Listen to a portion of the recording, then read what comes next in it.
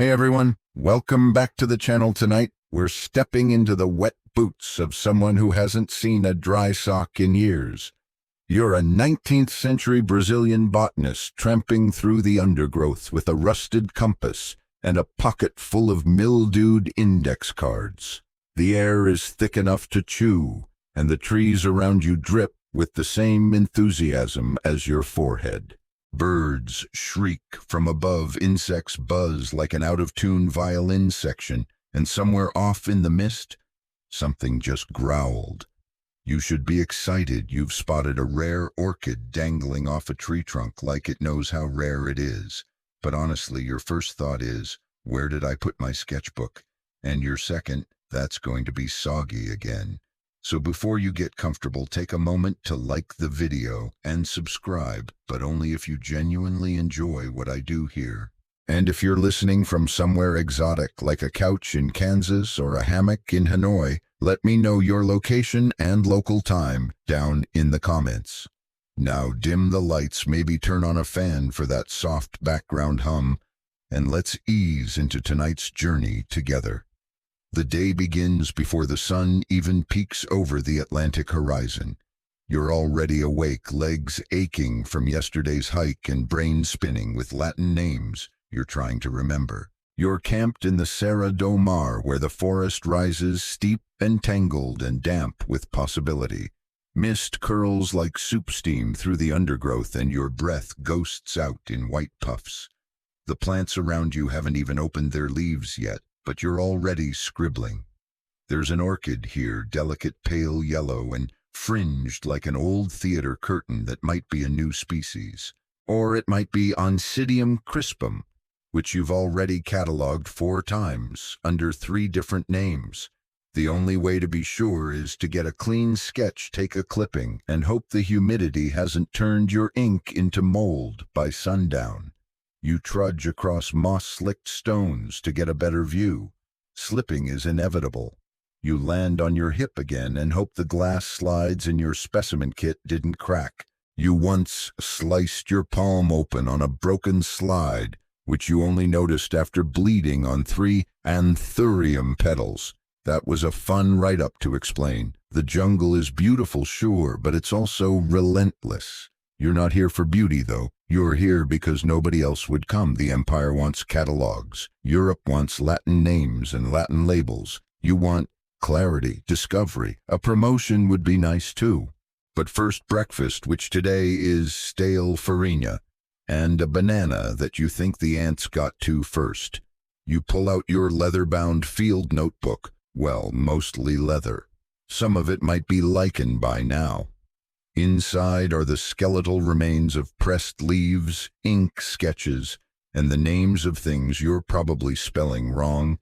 You try to write observed potential new epidendrum species margin, frilled scent, faintly cinnamon petals, ovate. But the page is too damp. The ink feathers like bird tracks, and your hand cramps halfway through. You settle for a doodle and a note. Come back when less wet.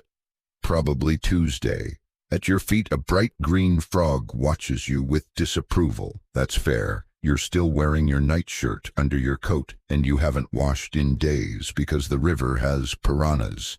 The other day you saw a fellow botanist, well, a rival, taking notes from a canoe, sipping chilled wine from a silver flask. You hope he tips over. In a scholarly way, the sky brightens a bit. You take a sample gently, respectfully, and wrap it in parchment. It might survive the trip back to camp. It might not. But at least you've seen it. That's something. You log the coordinates using your sextant, but it wobbles and you realize belatedly you're standing in an ant mound. Back at camp, your assistant João has boiled water and burned breakfast. You thank him anyway. He's already patching the holes in your hammock from last night's surprise possum visitor. There's no real path forward except through more forest, more slips, more scribbles, and eventually a mountain pass where your last field team nearly lost a donkey. Good times. You pack up the notebook, tuck your samples into their tin carriers, and hoist your bag. It smells like fern mold and ambition. You don't need luxury, just a few clear samples, an afternoon without rain, and a dry page. Historians still argue whether Brazilian botanical expeditions of the 1800s were primarily scientific endeavors or clever ways to map resources for future exploitation. You'd argue both, but you'd do it while waist-deep in mud hunting for a flower whose name you've probably already forgotten. Mud is your constant companion, more loyal than your field assistant and more vocal than the howler monkeys in the treetops. It clings to your boots, your coat, hem, your soul. And of course, it splashes all over the neat little paper labels you so carefully tied to every plant specimen.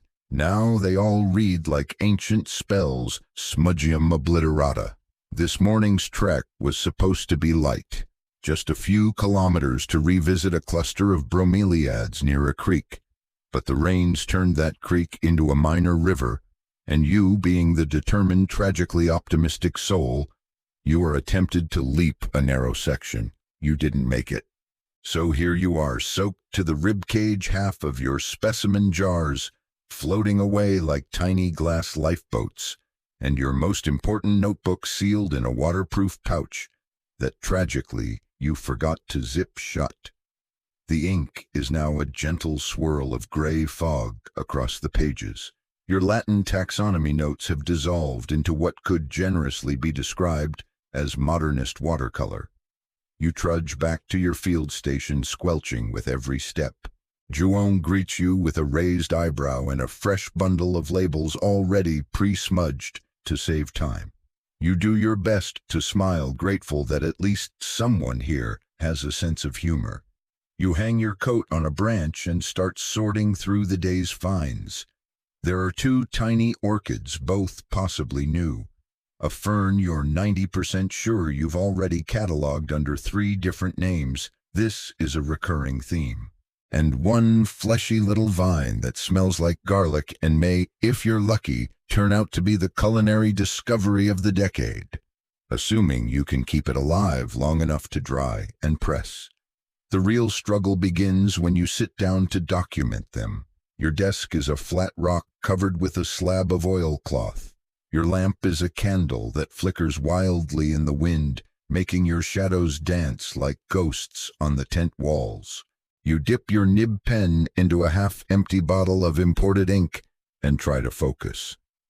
Specimen 43, orchid genus unknown, species maybe also unknown, collected at base of slope near creek, 3 petals yellow, smells like rain.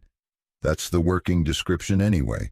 You'll try to Latinize it later, preferably before a European botanist does, and names it something insulting like Orchidaceae ignavis, the lazy orchid. See, the worst part isn't the physical hardship. It's the paperwork, always the paperwork. For every plant you find, you have to assign a unique label, draw it, press it, describe it in both common and scientific terms. Note the coordinates, the weather, the soil type, the elevation, and your own suspicions as to whether anyone in Vienna has beat you to it. Multiply that by 100 and you get why your right hand no longer bends quite right. Oh, and let's not forget the labeling errors. Yesterday you found 3 jars labeled Plant 27B, all different. One turned out to be a lizard's tail, a literal lizard's tail. It had wriggled into the jar when João wasn't looking. You've saved it for your memoirs. You remember how back in Rio some museum clerk told you that proper labeling was the cornerstone of scientific legacy? He said it without irony, handing you a form to fill out in triplicate using ink you were expected to provide yourself. That same man probably still believes that specimens from the interior just arrive pre-organized with ribbons on. Here in the jungle, however, things are different. Mud gets into the slide mounts. Mold creeps into your sealed folders. You once lost a week's worth of samples to a monkey that figured out how to open your crates. The monkey didn't eat them. He just threw them into a stream, stared you down, and left.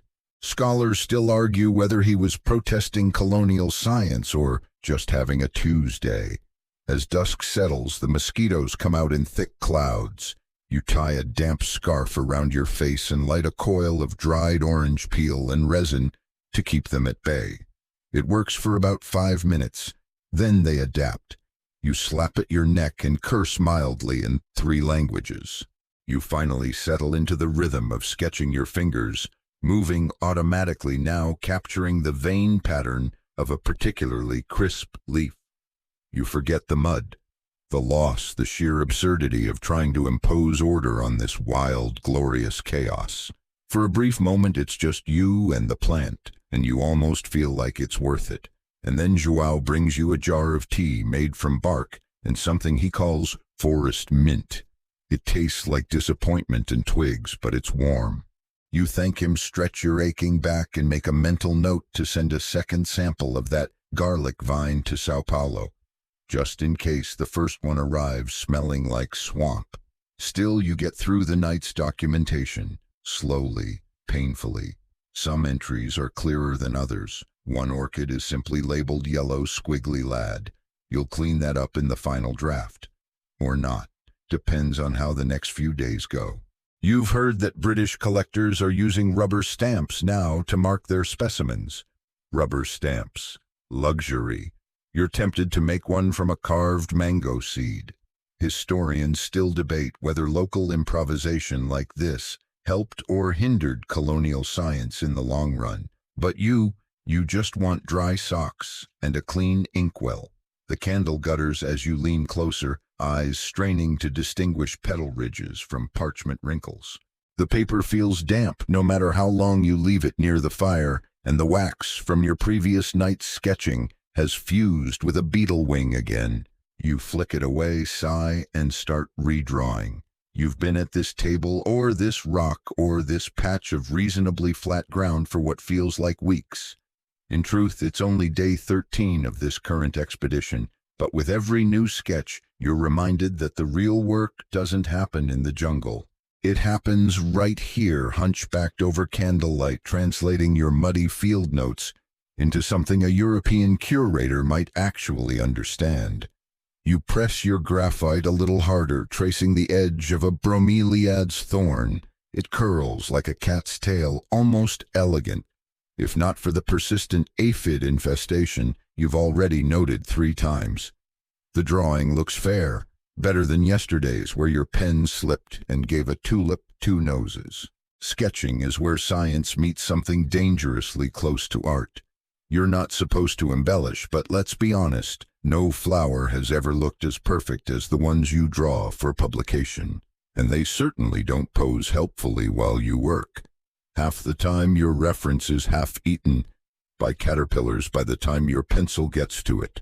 Still sketches are sacred. You know, one made it into a Parisian journal last year, though. The editor cropped out your name and credited the plate to anonymous native observer. You're still bitter. Historians still argue whether early Brazilian illustrations were the product of colonial erasure or simple editorial laziness. You argue for both loudly in the margins of every letter you send. Tonight, João leans over your shoulder and asks if he looks like an erasee in profile. You glance up. He's wearing a fern frond as a hat. You nod. Yes, you say, but a tired one. Despite the jokes, your focus deepens. Candlelight warps the shadows of the leaves, gives everything a bit of drama. You sketch quickly now, broad outlines first, then the little details, the bumps on the stem, the pattern of venation, the slight tear in the petal. Every mark is a code you'll later have to explain in your log. And that log is growing. You flip back through pages upon pages of sketches, side notes, and estimates. Most are labeled in a combination of Portuguese, Latin, and whatever shorthand you invented out of frustration 2 years ago. One page is just a drawing of a toad, and the words, "He stole my lunch. Watch him." The worst part isn't the drawing itself, it's what comes after. You have to compare today's sketches with the ones from last month. Are they the same species? Is this variation environmental or genetic? And most dangerously, is it new enough to warrant naming? Because naming means paperwork, endless paperwork. You remember a time early in your career when you thought discovering a new species would be thrilling, that it would feel like planting a flag on some green, unexplored moon. Instead, it feels like arguing with your own handwriting for 6 hours about whether that stamen is lobed or semi-lobed or just smudged by rain. Tonight you discover that one of your previous sketches, something you swore was a new genus, is actually just a common tillandsia flipped upside down. You throw a pencil. Joao retrieves it with the solemnity of a man who has seen this before. Sketching by candlelight also brings out the less scientific side of your personality. Some nights you find yourself giving names to plants you haven't officially logged yet. That spiny, viney mess you tripped over yesterday, you've dubbed it Spinus obnoxious. The pale, drooping shrub that reminds you of your uncle's wig, Capillus melancholicus. You know you can't publish these names, but they do help you sleep at night. Speaking of sleep, it's not coming easily. The jungle never quiets. Somewhere outside your tent, a howler monkey declares war on the moon. Insects drum their little percussion ensemble against the canvas. Your candle has burned halfway down, and the wax pool threatens to engulf your best graphite stub. But you sketch on, because even though the work is repetitive, exhausting, and often thankless, there's a part of you that believes this matters, that someday, long after your bones have been chewed by time and termites, someone will open a dusty folio in a library and see your drawing. They'll trace your pencil lines, read your annotations, and maybe, just maybe, appreciate the absurd, loving effort it took to document one damp little plant on the edge of nowhere. You pause to stretch your fingers. The joints pop like damp twigs.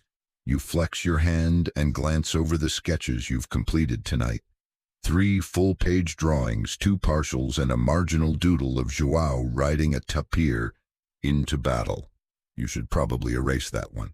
You blow out the candle, tuck your sketches into a waxed paper folder, and sigh. Outside, the mist thickens. The world smells of bark fire and mildew. Inside, it smells like burnt wax and ambition. The night is young, and so is your list of specimens yet to sketch. Tomorrow, you'll begin again, with fresh eyes. And if you're lucky, dry paper. The first thing you hear in the morning is not birdsong. It's Joao cursing in poetic Portuguese because the courier pigeon has escaped again. You stumble out of your tent, hair stuck to one side of your face with what might be ink or might be tree sap. The cage is open, the pigeon is gone, and the tiny wax-sealed bundle of notes tied to its leg is now presumably flapping somewhere over the canopy like a very uninformed ambassador. You stare at the empty perch. This was your best pigeon. Marquez de Beija-Flor. You called him more out of optimism than accuracy. He's flown 3 successful deliveries to Rio, and even once returned with a reply from the Botanical Institute, a miracle you celebrated with half a biscuit and a victory sketch. This time, though, he's gone off script, perhaps permanently. You look down at the remaining note, a backup letter addressed in your finest ink to Professor Gaspard in Paris, now probably being digested by a hawk. The mail system, if you can call it that, is a mosaic of chaos. Your location, somewhere vaguely east of São José dos Campos, is considered remote, despite being a mere 200 kilometers from Rio. Letters take weeks, sometimes months, to arrive.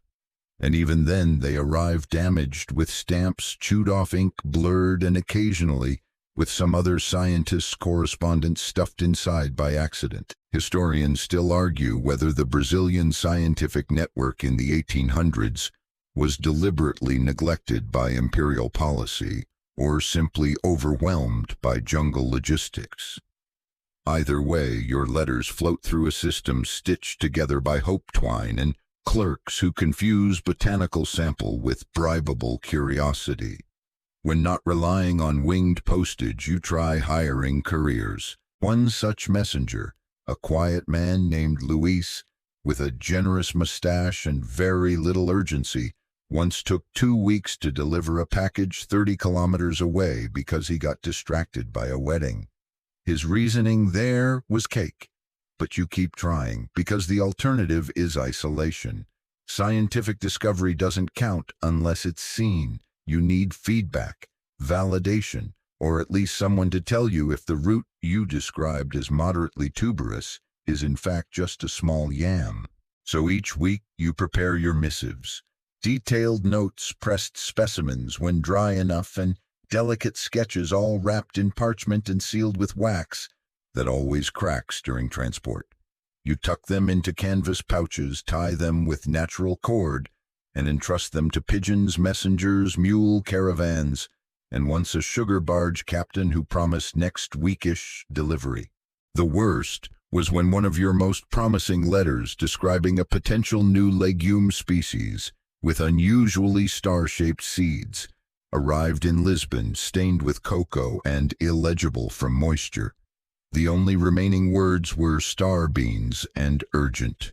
You're fairly certain they thought you were writing poetry. Sometimes you include dried flowers tucked into letters, a small attempt at showing your European peers the beauty of what you're studying.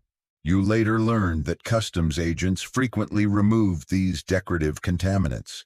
One even added a note, "Foreign herbs not permitted. Suggest you send sugar next time." You'd laugh, but your ribs hurt from sleeping on a root last night. Today, after the pigeon escape, you resolve to copy your notes again, this time by hand, carefully, methodically. No 2 drafts ever come out the same, but this one must be perfect.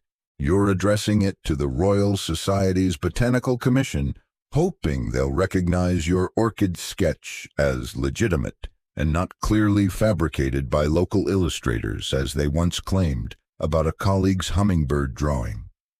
João boils water while you write, using the back of a leaf to keep flies off the ink.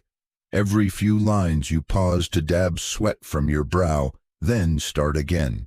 It's not just the words, they're straightforward enough, if verbose. It's the anxiety of knowing this might vanish, might never be read, might become just another ghost page in the archives of the forgotten. You've considered sending letters in triplicate, one via pigeon, one via river courier, and one via a traveling priest you bribed with tobacco. But funding is tight, and you're already rationing your wax and parchment like they're wartime luxuries. Ink, too, is running low. You've started experimenting with alternatives. João suggested boiling down bat guano with charcoal. The results were surprisingly legible, but smelled like death warmed over. Still, it's better than the time you tried acai pulp. That sketchbook still attracts ants. As the morning wanes, you finish transcribing your letter and fold it with care. You tuck it into a pouch, tie it shut, and hand it to João. "Give this to the trader headed north," you say, "and tell him please no cake stops." He nods solemnly. The man understands priorities.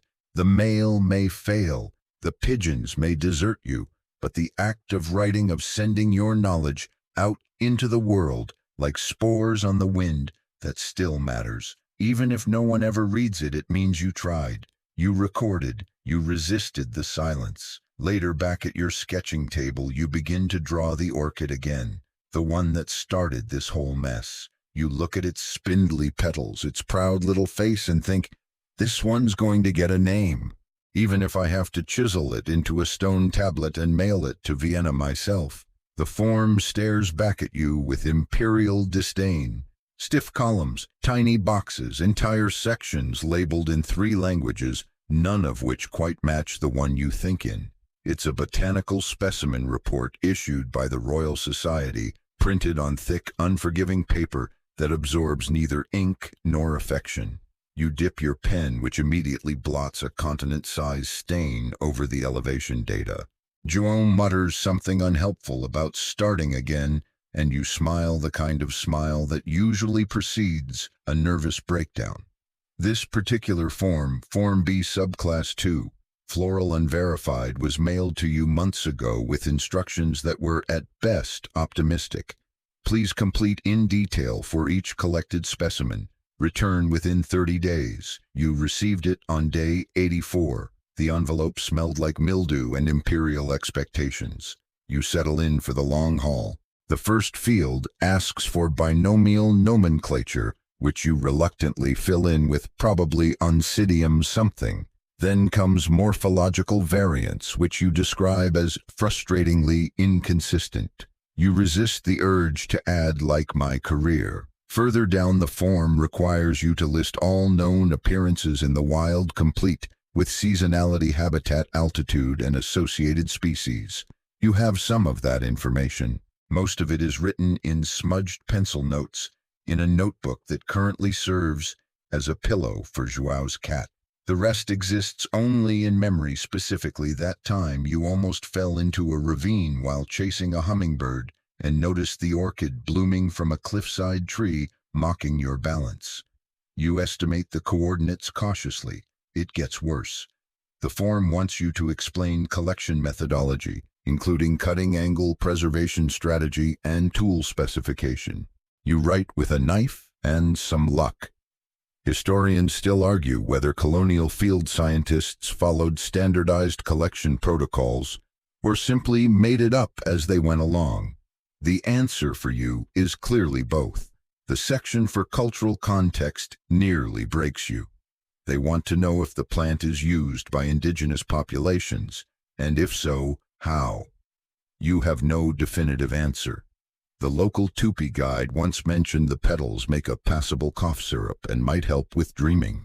You jot that down hesitantly, then you erase it, then you add it again, then you cross out dreaming and write possibly mild hallucinogen. Someone in London will misunderstand that, and you know it. You glance at the clock. It's not a real clock, just a shadow moving across the canvas wall of your tent. Noon or something like it. Joao brings you tea made from boiled bark and optimism. You drink it without thinking and immediately regret it. You flip the form over. The backside is worse. Illustrative diagrams required. You sigh and reach for your drawing kit. Again. This time you attempt a cross-sectional view of the stem. It turns out looking like a zucchini in a corset. You try again. The leaf pattern won't fit into the margins. You rotate the page. Now it resembles a squid in distress. You suspect the Royal Society will not be pleased. The most insulting part is the additional observations section. A tiny rectangle labeled "Please describe any unique qualities not captured above." You want to write, "It made me cry in the rain when I found it." It's yellow like old parchment and smells like the way childhood memories feel. Instead, you write, "Petals exhibit unusual textural response to humidity. Further study required," which is true, just not the part that matters most. You seal the completed form with a sliver of wax and the quiet desperation of a man who's done this 15 times in the last 2 weeks. Your calloused fingers smudge the final signature, which probably means you'll need to do it again tomorrow. But for now, it's done. 1 specimen documented, 42 to go. You push the form aside and glance toward your ever-growing stack of others. They rise like a papery mountain snow-capped with failed attempts. Some are in French, some in Portuguese. One is entirely in Dutch and contains a drawing of what appears to be a turnip with teeth. You do not speak Dutch. You suspect no one does when filling out botanical paperwork. It's not just bureaucracy, it's endurance. Every form is a reminder that you don't work in the field, you work in the margins. That discovery is meaningless without documentation. And documentation, it seems, is the enemy of sleep. You remember hearing once that Alexander von Humboldt wrote over 30,000 pages of field notes in his lifetime. 30,000. You wonder if he ever got tendinitis from trying to draw petal veins with a chicken feather. Joao passes by and asks if you've won the war against the paper gods. You tell him yes, but only this battle. The gods still hold the high ground, and the ink supply. Still you take a quiet satisfaction in the day's work. One more form sent off to the dusty heart of empire. One more tiny record of life that might someday matter to someone who's never felt jungle heat or chased down a vine in bloom. As the sun sets, you add one final note to your logbook, specimen documented. Smells like cinnamon and rot. Beauty 710. Bureaucratic agony immeasurable. The samples were perfect, pristine petals, intact roots, stems still fragrant with that faint, peppery scent. You had carefully arranged them on sheets of archival parchment, pinned their edges with insect needles, and pressed them between hand-cut cardboard. Every fold was meticulous, every detail precise. But then came the night rain. It wasn't just a drizzle, it was a biblical deluge, the sort that makes frogs nervous and termites celebratory. The river rose, the tent sagged. João yelled something about a leak, and by the time you stumbled from your cot, half your herbarium in progress was floating like botanical flotsam across the floor. You scrambled to rescue them, arms flailing, knees sloshing in 2 inches of brown water. Some specimens are salvageable, especially the thicker vines and bark samples. But the orchid's gone. The petals disintegrate at your touch. The labels are soaked into illegibility, transformed into a kind of botanical soup. You fish out one page and can just make out the word yellowish before the ink vanishes into the fibers like a magician's trick. You dry what you can, pressing leaves between your few dry shirts. João builds a fire, and for hours your samples sit around it like guests at a very sad tea party. Some wrinkle, others blacken. A few begin to mold before your eyes. Science, you realize, is fragile, especially in the tropics. Historians still argue whether tropical herbaria ever stood a chance against Brazilian humidity. You've read one paper that claimed herbarium loss is inevitable, and the true botanist must learn to mourn efficiently. That author, you suspect, never lost 3 months of work in one evening. You're tempted to rage, but what good would it do? The jungle is not your enemy. It just doesn't care. That vine creeping through the corner of the tent is indifferent to your Latin names. That frog perched on your specimen box sees no tragedy here, just a new place to nap. So instead of mourning, you adapt. You unroll new parchment. Not the good stuff, you've already rationed that for special specimens, but thin, crinkly paper you'd planned to use for correspondence. You start again. You know which plants you can revisit tomorrow. You know which sketches still exist. You know which leaves will dry eventually if you stack them right and weight them with just enough rock, not too much, or they'll flatten into anonymity. João, ever practical, helps you hang labels from the tent's crossbeams, like strange botanical bunting. Dry by morning, he promises, though you both know the air is about 97% water and optimism. By candlelight, you redo 3 pages of notes. Your handwriting is tighter now, more cautious. Your descriptions include phrases like second collection attempt and subject to environmental degradation. It's not science, it's salvage. Still not all is lost. A single orchid specimen pressed tight between 2 woodcuts emerges unscathed. It's not your most interesting find, but it's intact. You label it Orchidaceae relentless in your notebook, half as a joke, half as a quiet victory chant. That night you dream of libraries, dry rooms with walls of glass where flowers live forever behind ultraviolet safe barriers, and white-gloved hands whisper admiration. It's a ridiculous dream, but you let yourself have it. In the morning, the jungle smells different, earthy and clean, like a giant exhale. Birds are louder, insects more frenzied. Life goes on, oblivious to your damp cardboard and ruined samples. You trudge out to the field again, notebook under oilcloth, jaw set with mild determination. You're not angry. You're not defeated. You're just slightly more wrinkled, in clothing and in spirit. You find a new vine climbing a rock face, its tendrils tipped with tiny orange-tipped flowers that look like they've dipped their toes in paint. You pause sketch, snip a sample, and press it between the last two dry pages in your backup notebook. This time you double wrap it. You even add a note not to be lost, eaten, or rained upon, please. Back at Camp, Joao shows you a mold bloom on one of yesterday's ferns. You nod. Add it to the tally. Another one down. By midday the sun emerges and does what the fire could not, dries your soul a little. You manage to salvage 8 pages, 3 new sketches, 1 entirely dry label. It feels like a triumph. You allow yourself a biscuit, and when night comes again and you sit by the fire watching steam rise off the remaining specimens, you feel it. Not triumph exactly, but momentum. You're still moving, still recording, still preserving. You write in your log, "The jungle reclaims, but we persist." Let it mold. Let it flood. I'll just press again. It arrives like a ghost, thin, dusty, and months late. A folded envelope bearing five stamps, each more faded than the last, and the unmistakable watermark of the Berlin Botanical Archive. Joao finds it tucked into a parcel of rice flour, probably delivered by accident or miracle, or both. You tear it open with trembling fingers. It's from Professor Erich von Meinhardt, the grumpiest German to ever cultivate moss. He writes with all the warmth of a tax return, but you've waited 6 months for his opinion on your Anthurium hybrid.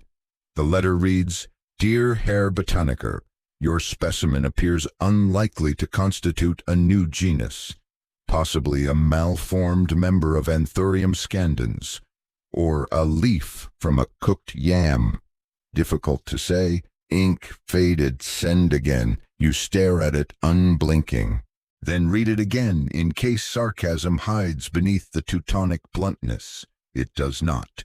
Months of work reduced to a question mark. Your sketch too faint. Your notes apparently lost in damp. You remember how carefully you'd wrapped that sample, how much postage it cost, how Joao chased a mule for a full hour to intercept the courier on his way to Rio, and for what a maybe and a yam joke. Historians still argue whether correspondence between South American botanists and their European peers helped expand science or just export European smugness. You cast your vote by folding the letter into a paper dart and hurling it into the fire. Still, there's something precious in even this small failure. A reply is a reply, proof that you are at the very least not shouting into a botanical void. You flip the letter over. In tiny, cramped handwriting at the bottom, P.S. Interesting pigmentation. Resubmit with clearer detail. Your heart perks up. Just a little. He noticed the color. That counts. This is the rhythm of your communication with Europe, sporadic, faint, and often one-sided. For every letter you receive, you've sent 5. For every response, 100 questions remain unanswered. You wonder how many of your packages vanished into steamships, river currents, or museum drawers, never opened. Some replies take so long you forget what you originally wrote. One arrived last year referencing the fern with teeth. It took you hours to realize they meant a sketch you'd done during a bout of malaria-induced hallucinations. You responded diplomatically that the fern was no longer traceable. And then there are the letters that never arrive at all. You once sent a beautifully wrapped series of samples to London, complete with wax-sealed labels and carefully notated Latin descriptors. It was intercepted by customs and burned. The reason organic matter of unknown threat level. You later learned that someone thought the dried moss was a rare strain of contagious mold. You've since taken to writing "not dangerous" in large letters across every package, though it doesn't seem to help. Joao suggests switching to more informal correspondence. Just send a sketch of your face with a frown, he says. Add a plant, let them figure it out. You're tempted, but you keep trying. Because in the silence between letters, something else grows. Hope. You've started tracking the post, what leaves, what returns, how long it drifts through oceans and politics. A single letter from Lisbon once took 172 days to reach you. You framed the envelope, not proudly, just to remind yourself that time moves differently in science. The jungle, of course, doesn't care. While you're decoding Meinhardt's handwriting, a monkey steals your ink bottle. You chase him half-heartedly, already knowing how this ends.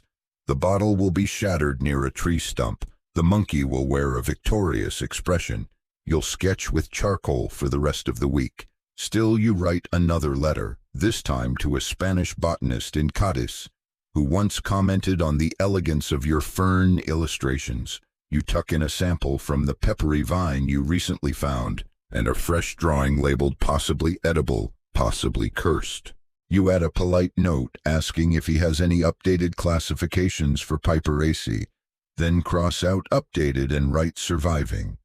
As you seal the letter, Joao asks if you want to include a drawing of yourself. For scale, he says, and pity. You laugh, then do it. A quick sketch, tired eyes, scruffy beard, plants sprouting from your coat pocket. At the bottom you scrawl, still here, still sending. By twilight, the letter joins a burlap-wrapped parcel with 3 carefully dried specimens and your best handwriting. Tomorrow Joao will walk it to the river post, where a trader named Claudio accepts mail in exchange for ginger root and stories. You don't know when or if a reply will come, but you've added your voice to the slow, uneven conversation of global science, and that in the damp heart of the jungle feels like defiance.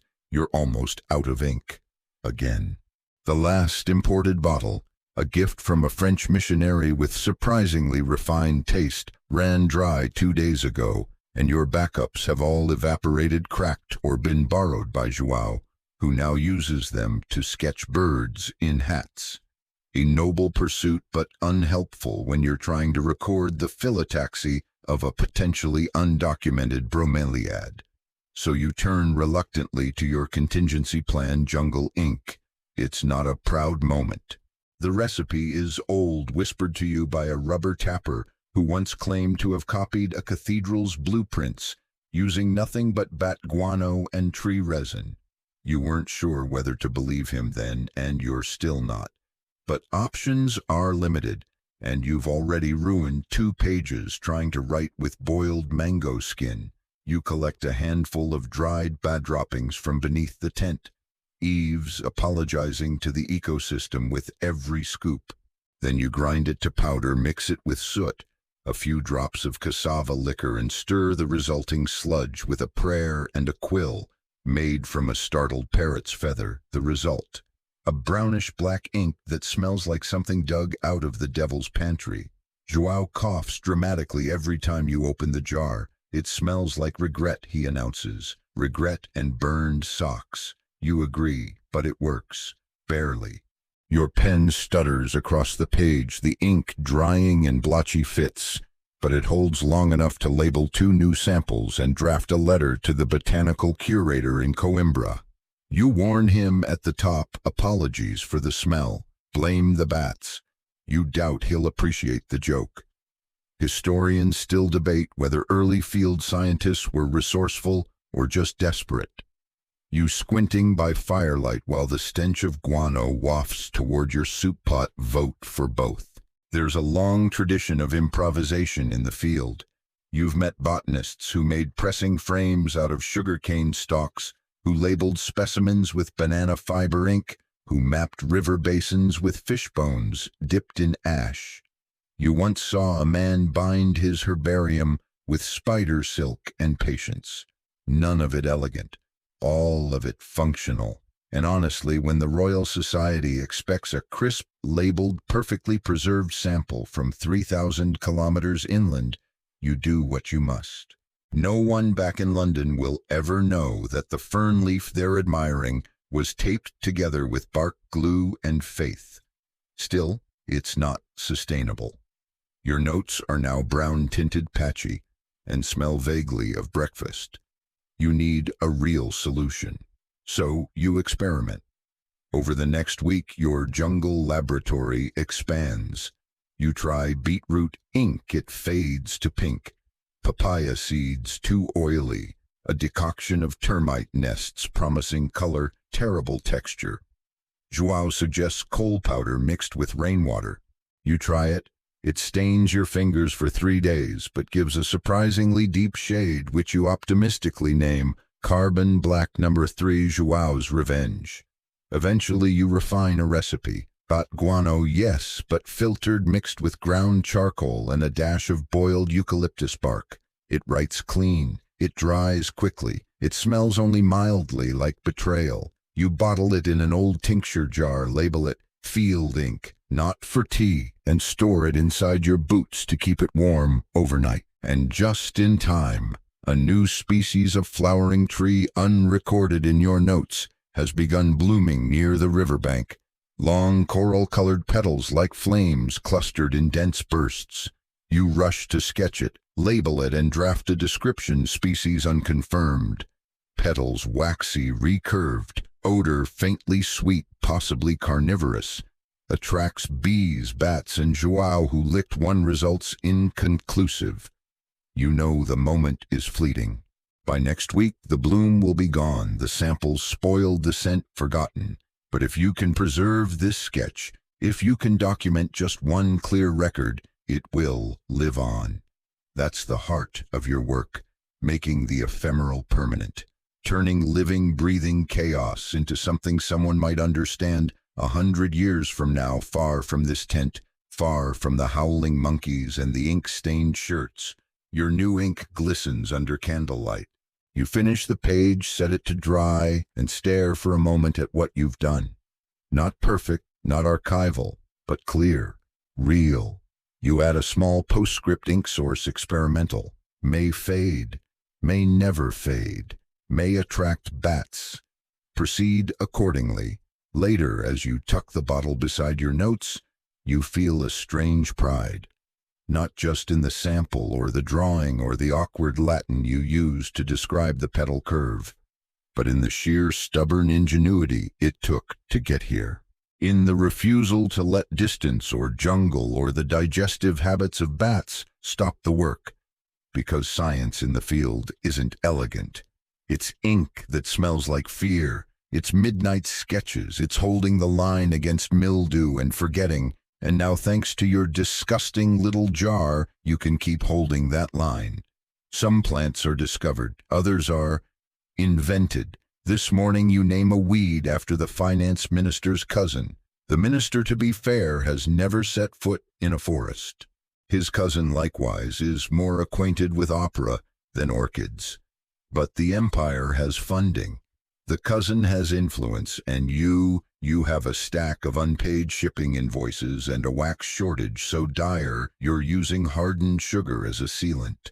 So when Joao points to a scraggly, stubborn little groundhugger with curling blue flowers and asks, "Is this one new?" you hesitate only for a moment. Yes, you say, absolutely, very new, exceptionally nuanced. You christen it Floribunda olivarezi, a name as grand as the weed is humble. The official classification includes all the correct Latin trappings: family, genus, species, morphology, habitat. Unofficially in your notebook you label it Sponsorus maximus. Historians still argue whether 19th century botanists exaggerated novelty to attract patronage. In your experience, it's not exaggeration, it's creative curation. After all, if a slightly curved leaf and an unusually pale stamen keep your funding alive for another 6 months, who's really losing? You draft the report with flair. Distinctive scent under pressure. True Joao stepped on it and said it smelled like peppercorn and remorse. Widespread near mineral-rich soil. Also true specifically near the latrine trench. Possible medicinal application pending further study. Total guess, but plausible. You attach a crisp sketch, emphasizing the upward leaf curl. It looks vaguely optimistic, like the plant knows it's about to be famous. The report is addressed directly to the Ministry of Science and Agricultural Development, folded in your best stationery and sealed with a flourish. You include a note discovered during expedition to Rio Claro watershed, dedicated in gratitude to Senor Olivares, whose family's support of the sciences continues to inspire.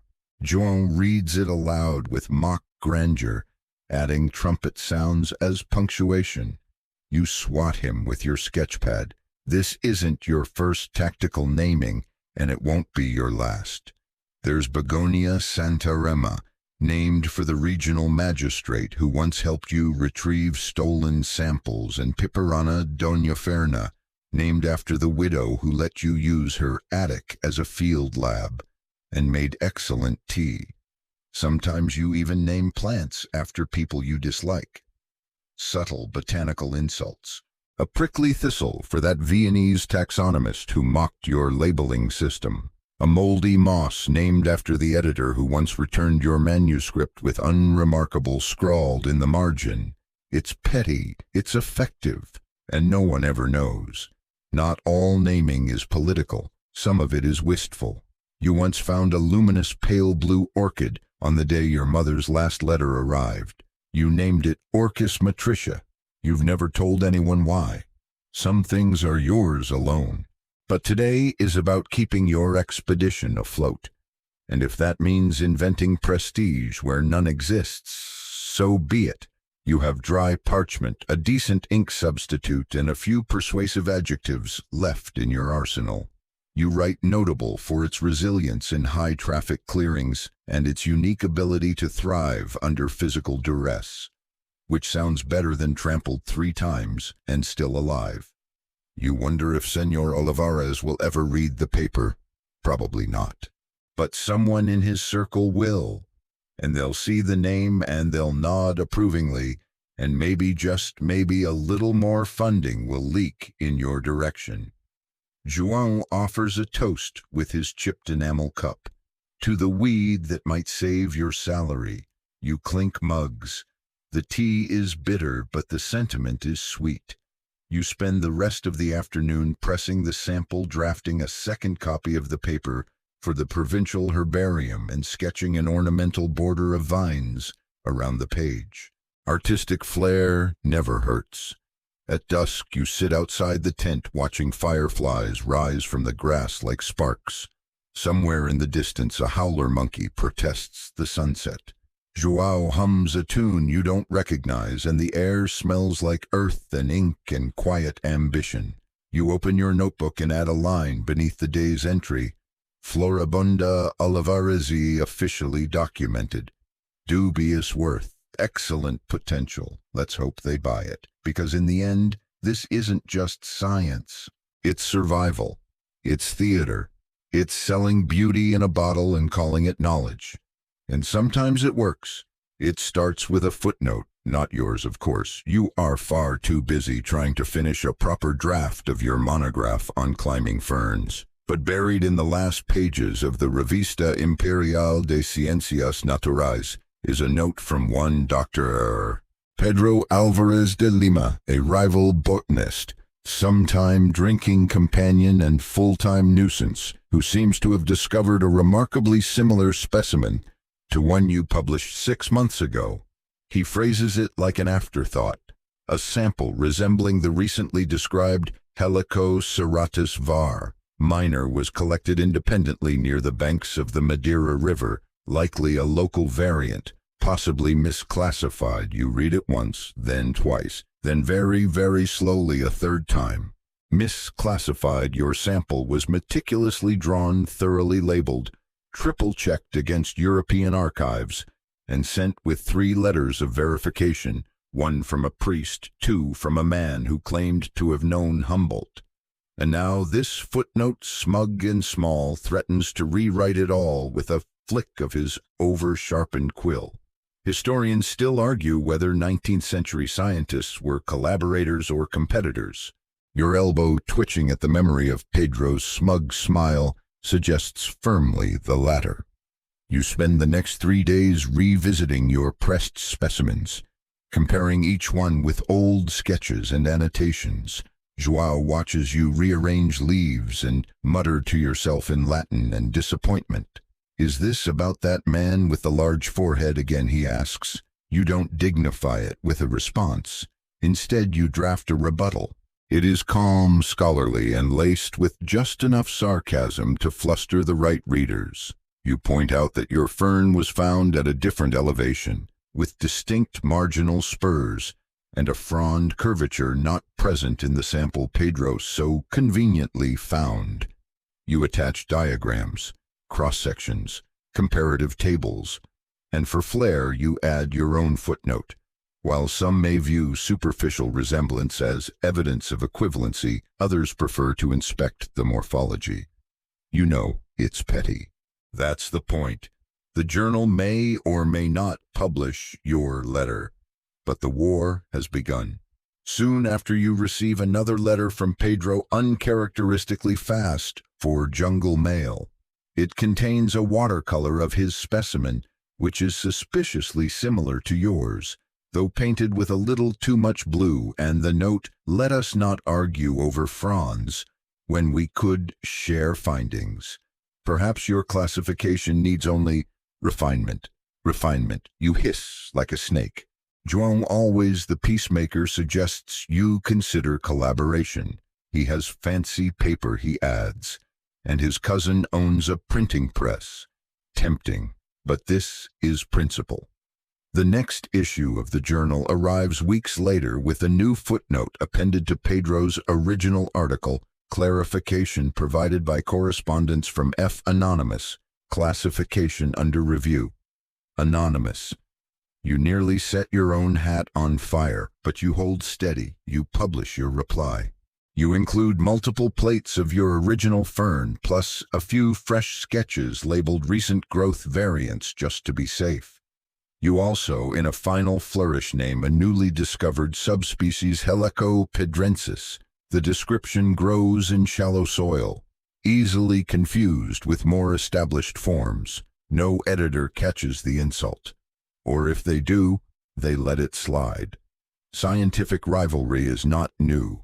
Linnaeus himself once refused to correspond with a colleague for 20 years over a disputed moss. You think of that often as you relabel your samples for a third time and wonder if Pedro is now planning to name a fungus after you. It's a strange form of communication and argument stretched across months, seas, and editorial offices. You send barbs hidden in taxonomy. He replies in endnotes and italicized Latin. But beneath the irritation you recognize something honest. He's reading you, watching you, challenging you.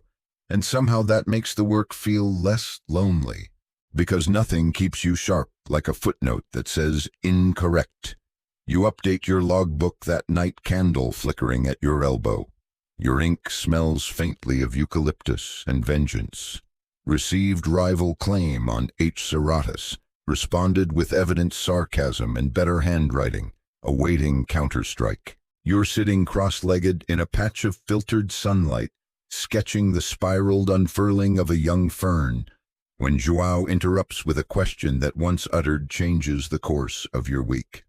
Are ferns male or female? You blink, then stare, then laugh gently because of course he doesn't know, because frankly neither do most people, because you only understand half of it and you've been documenting ferns for 8 years and counting.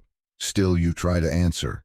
You launch into a hushed, leafy lecture about alternation of generations, about gametophytes and sporophytes, about invisible sexual reproduction that happens in moist soil when nobody's watching.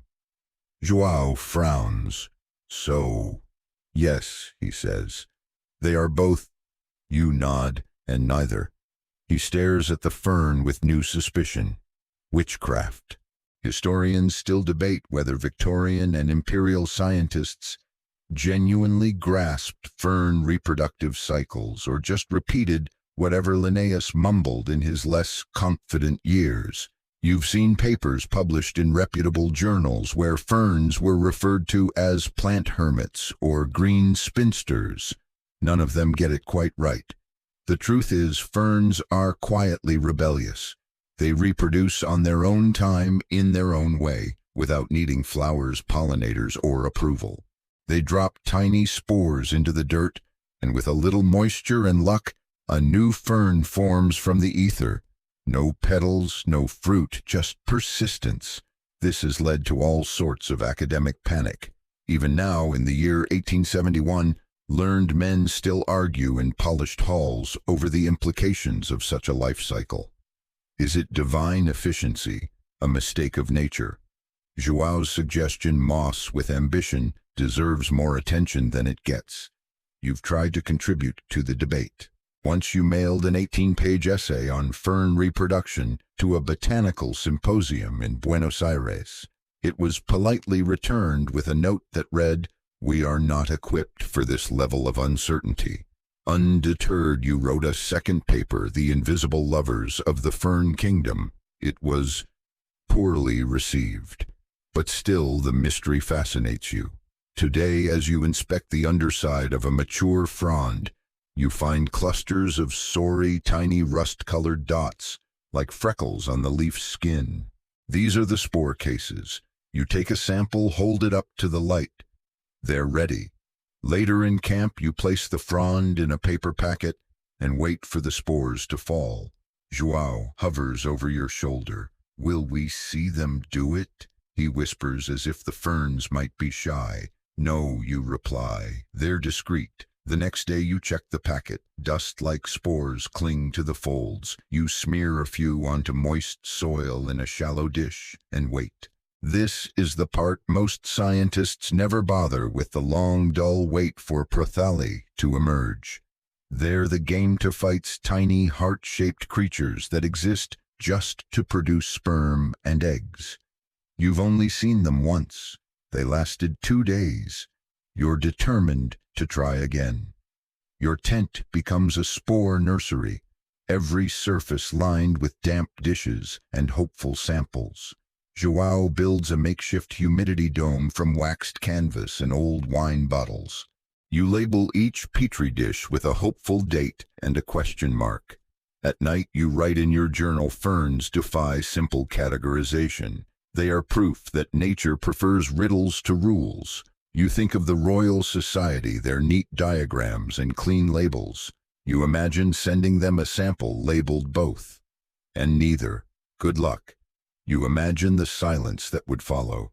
One afternoon, while flipping through your earliest sketches, you realize that one of your miscellaneous mosses might actually have been a juvenile game to fight.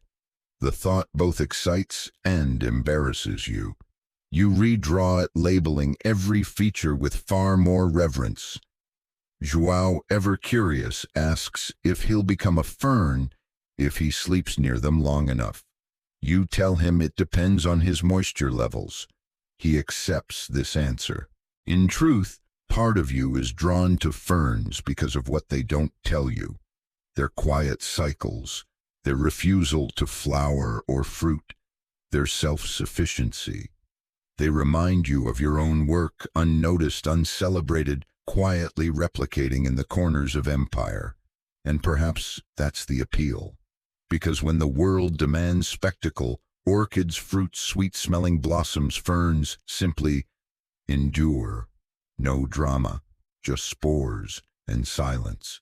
You finish the week with 5 new samples, 2 semi-functioning diagrams, and a growing respect for what one journal called the most stubborn flora. You also leave one note behind in your notebook's margin. Maybe Joao is right. Maybe it is witchcraft. His name is Euclides, and he is the worst assistant you've ever had. He is also a donkey. You didn't plan on hiring him. He came with the supply caravan, a battered, sandal-eating blur of hooves and attitude, and no one else wanted him. So naturally, he became yours. At first you tried to keep expectations low. After all, it's hard to demand cartographic precision from a creature whose main interest is stealing biscuits. But Euclides has tendencies. He eats your labels. He drinks from your rinse water. He once attempted to swallow an entire botanical chart. and succeeded halfway before João intervened. Now he's officially listed in your field reports as transport and occasional destruction specialist. This morning you find him standing atop your flattened drying rack, chewing serenely on a page from your field notes. The page in question contains observations on an unusually scented moss that you were hoping to submit to the Rio Institute. Now it smells like donkey breath and regret. João suggests a muzzle. You suggest exile. But secretly you're a little fond of him. He's stubborn, yes, and deeply uninterested in science, but he also carries your satchels without complaint, alerts you to snakes, and once brayed so loudly at a jaguar that the predator turned around in confusion and left. Historians don't record these contributions, but they should. Euclides also has a particular fondness for certain plants, mainly the ones you'd prefer he not eat. He seems drawn to aromatic leaves and crunchy stems. You've caught him nose deep in your collection basket more times than you can count. His latest obsession is a vine that smells like mint and grows along the riverbank. You've been trying to sample its seeds for weeks. He's been trying to eat it for just as long. Today, he wins. You return from a brief walk to find him lying in the sun, eyes half-lidded in bliss, with the last sprig of vine between his teeth. João shakes his head. He has taste, he says. You attempt to scold him. He sneezes in your direction, and somehow even that ends up soaking your paperwork.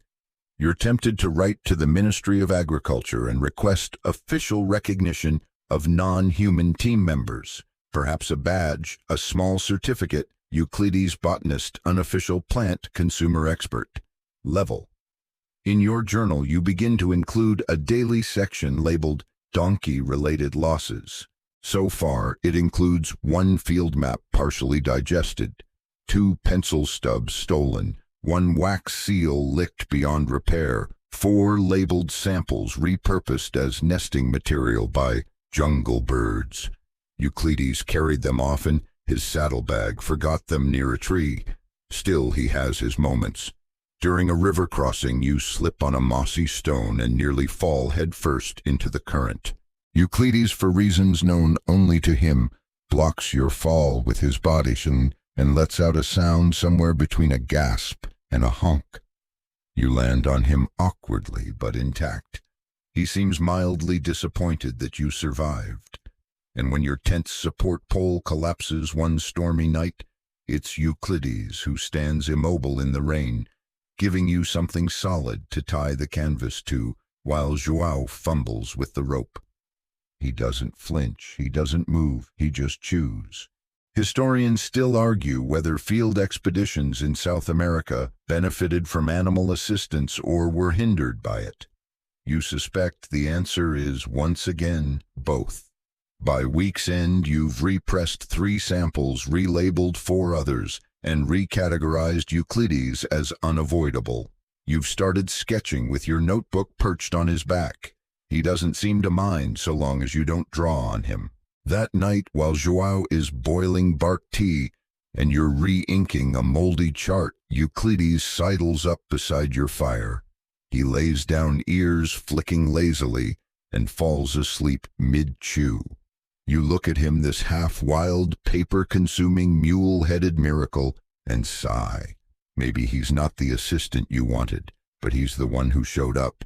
And really, what more can you ask for out here? You write one last line in your notebook under personnel notes. Euclides does not understand taxonomy, does not care, keeps showing up. That counts. The filing cabinet in Rio doesn't actually exist. You've never seen it, but you know it's there, or rather not there, because every report you've sent to the Ministry of Natural Resources somehow ends up lost in it. You imagine it as a large mahogany beast, with drawers that lead to nowhere, lined with ink-eating moths and dust from before the Republic. João calls it the black hole of bureaucracy. This week, it swallows 3 herbarium requests, 2 funding receipts, and a permit application for transporting non-aggressive mosses across municipal boundaries. You had high hopes for that moss. The first clue is a letter from a ministry clerk delivered on the back of a flower order, which reads, "In full application not found, possibly misfiled. Please resubmit via correct protocol." You've followed the protocol. You've rewritten the protocol twice. You've diagrammed the mailing route on a separate sheet of paper, just in case someone in logistics thinks Sao Paulo is east of the Atlantic. None of it matters. Once the forms cross the city limits, they vanish like respectable humidity. Historians still argue whether Imperial Brazil's paperwork failures were due to administrative overload, deliberate sabotage, or simply a deep collective shrug. You personally suspect the office boy keeps using your correspondence as scrap paper for poetry. João's solution is simple. Write the same letter again, he says, but this time with more stamps. So you do. And while you're at it, you add a note of increasingly pointed sarcasm. This moss is peaceful. It poses no threat to national stability.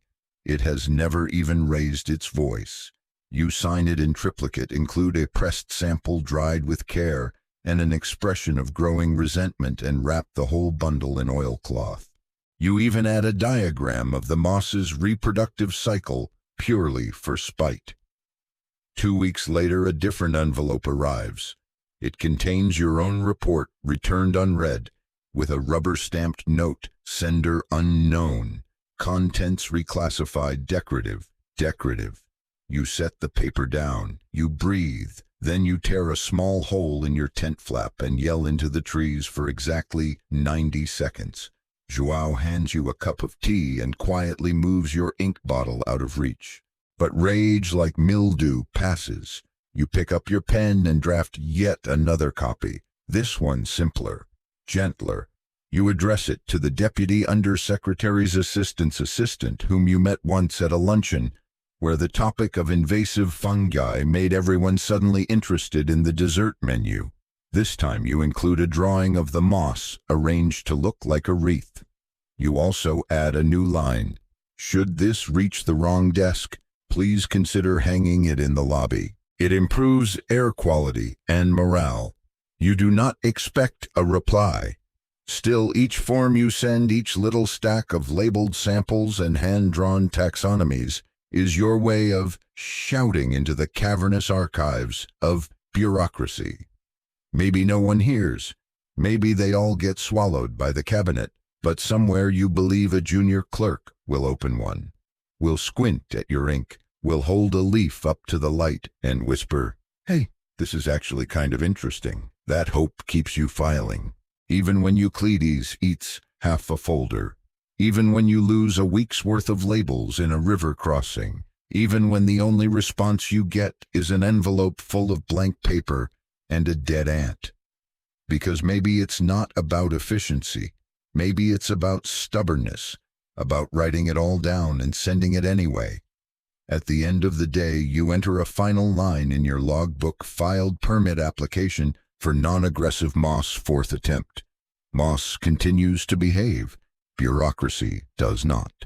Lisbon smells like ink and perfume and disappointment.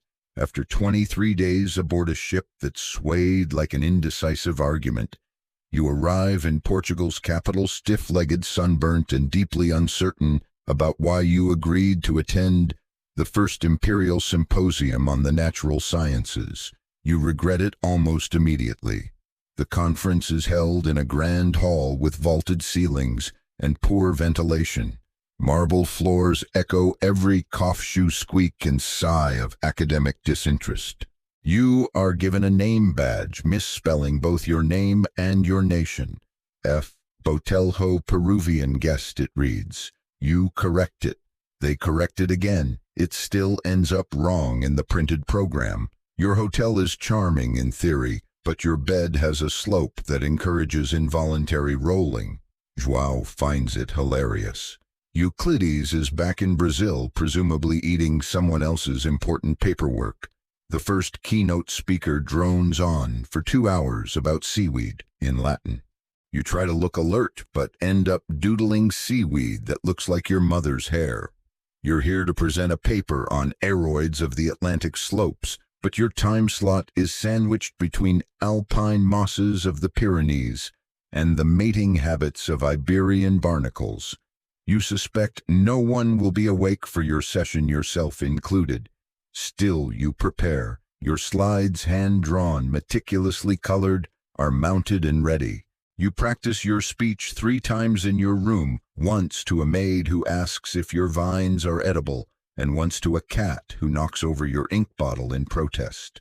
The night before your talk, a colleague from Coimbra corners you in the lobby to ask if you've heard about Pedro's latest publication. You sigh. Of course you haven't. You've been on a boat surviving off salted meat and dreams. Apparently Pedro has published another rebuttal to your fern paper. This one includes a limerick. You consider burning down the symposium. The next morning your presentation begins with the projector bulb exploding. Historians still argue whether the Portuguese scientific community of the 19th century was underfunded or simply cursed. You decide it's both. You carry on flipping your drawings manually, holding them aloft like sermon scrolls. The audience, mostly German and mildly confused, squints in unison. One asks if Xanthosoma robustum is edible. Another wants to know if you are available for hire as an illustrator. No one asks about the actual reproductive study. Afterward you get polite applause and one sincere handshake from a botanist. With such thick spectacles you suspect he was just impressed by your tie. But the reception isn't all grim. During lunch, a Dutch lichenologist compliments your penmanship. A French orchid specialist offers to trade samples. And one editor, an older woman from Bordeaux, requests a copy of your paper for possible publication. If you translate it, she adds, and make it a little less emotional. João, who attended in the back row under the pretense of being your secretary, claps you on the shoulder as you sit down soaked in nervous sweat. You did it, he says. Nobody fell asleep. Well, only 2. That evening, over weak wine and stale bread, you reread your notes and wonder if it was worth it. The letters lost, the drawing smudged, the ship sickness, the misplaced name badge, the barnacle mating chart that got more laughs than your fern cross-section, and yet your name is in the program even if spelled wrong. Your diagrams made it to a room of European scholars. One person asked about Xanthosoma, and maybe, just maybe, someone will remember your drawings more than Pedro's rhymed insults. You scribble in your logbook before bed, survived the Lisbon symposium. Projector exploded. Made 3 new contacts. 1 cat spilled ink. Paper possibly publishable if rewritten in French and with less passion. Progress. Then, because it's tradition now, you add no known damage by Euclides. Suspect he misses me. You open the door to your herbarium and immediately sneeze. It's not a dainty sneeze. It's the kind that rattles your glasses and causes a dried specimen of Tillandsia recurvata to leap from its frame like a startled crab. You catch it midair barely and stare at the wall of your life's work, now gently blooming with mildew. Welcome back to the tropics. You spent 3 months in Europe trying to secure funding, secure names, secure a modicum of academic respect. And now back home, your herbarium, the modest room you carved out of a forgotten corner of the municipal building in Rio, is a soft, spongy mess. The monsoon season was particularly ambitious this year, and your assistants, well-intentioned but clearly terrified of paper, opened all the windows for airflow. You step inside carefully. Every floorboard squishes. The pressed samples are still mounted on their frames, but many have warped. Pages of field notes curl like lasagna noodles left in the sun. Labels have blurred, adhesives have failed, and one box of mosses appears to have begun its own independent garden. Historians still argue whether early tropical herbaria were viable scientific repositories or merely extremely expensive compost bins.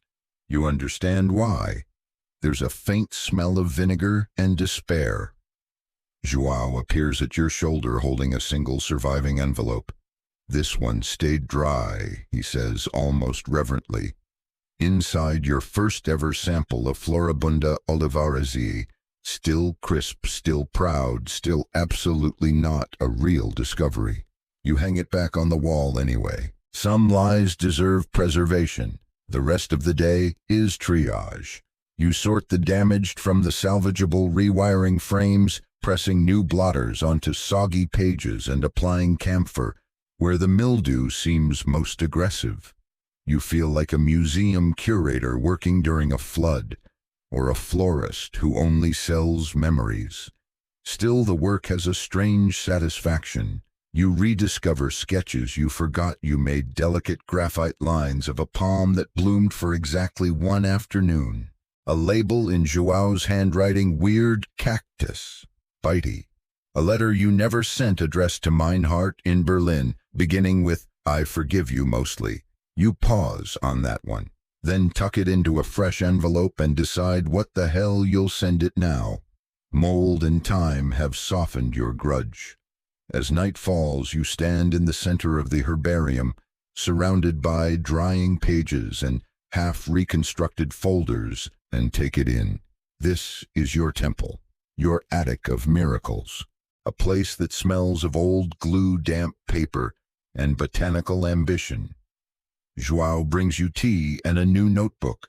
"Start fresh," he says. "No fungus yet," you thank him. Begin a new page. Herbarium partially restored. Major losses about 30%. Minor miracles several. Future slightly less soggy. You add a sketch, just a loose leaf floating in space. It's not a masterpiece, but it's the beginning of another archive, one that might survive the next rainy season. And then you sit, legs folded, pen in hand, and imagine what it would look like decades from now if someone opened this room and saw not decay but dedication, not rot but record, because in the end a herbarium is just pressed memory, fragile, quiet, and stubbornly enduring. You're halfway through labeling your newly salvaged specimens when an unwelcome knock thumps at the herbarium door. You open it to find a bishop, red-faced, humid, and flanked by two nervous acolytes clutching a cactus like it's about to blaspheme. He waves the plant at you with all the urgency of a man who has mistaken botany for sorcery. "Explain this," he demands. You blink.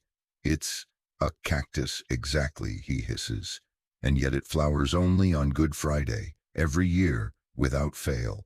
You resist the urge to respond with, "Sounds like good branding." Instead, you invite him in. Historians still debate the relationship between 19th century science and the church in Brazil. Collaboration, coexistence, mutual annoyance. This moment feels like all three steeped in incense and mild panic. The cactus in question is indeed remarkable. Melocactus sanctus, you had once labeled it half-jokingly after you noticed its blooming habit coincided with holy days. Its tight-ribbed body supports a brilliant crimson cephalium, and its flower of vivid white burst does appear annually in early April. But you attributed the timing to temperature, rainfall, and solar cycle. The bishop, however, suspects divine intervention, possibly heresy. You explain the science gently. Photoperiodicity, you say. Seasonal regulation. Tropisms. Plants have rhythms, too.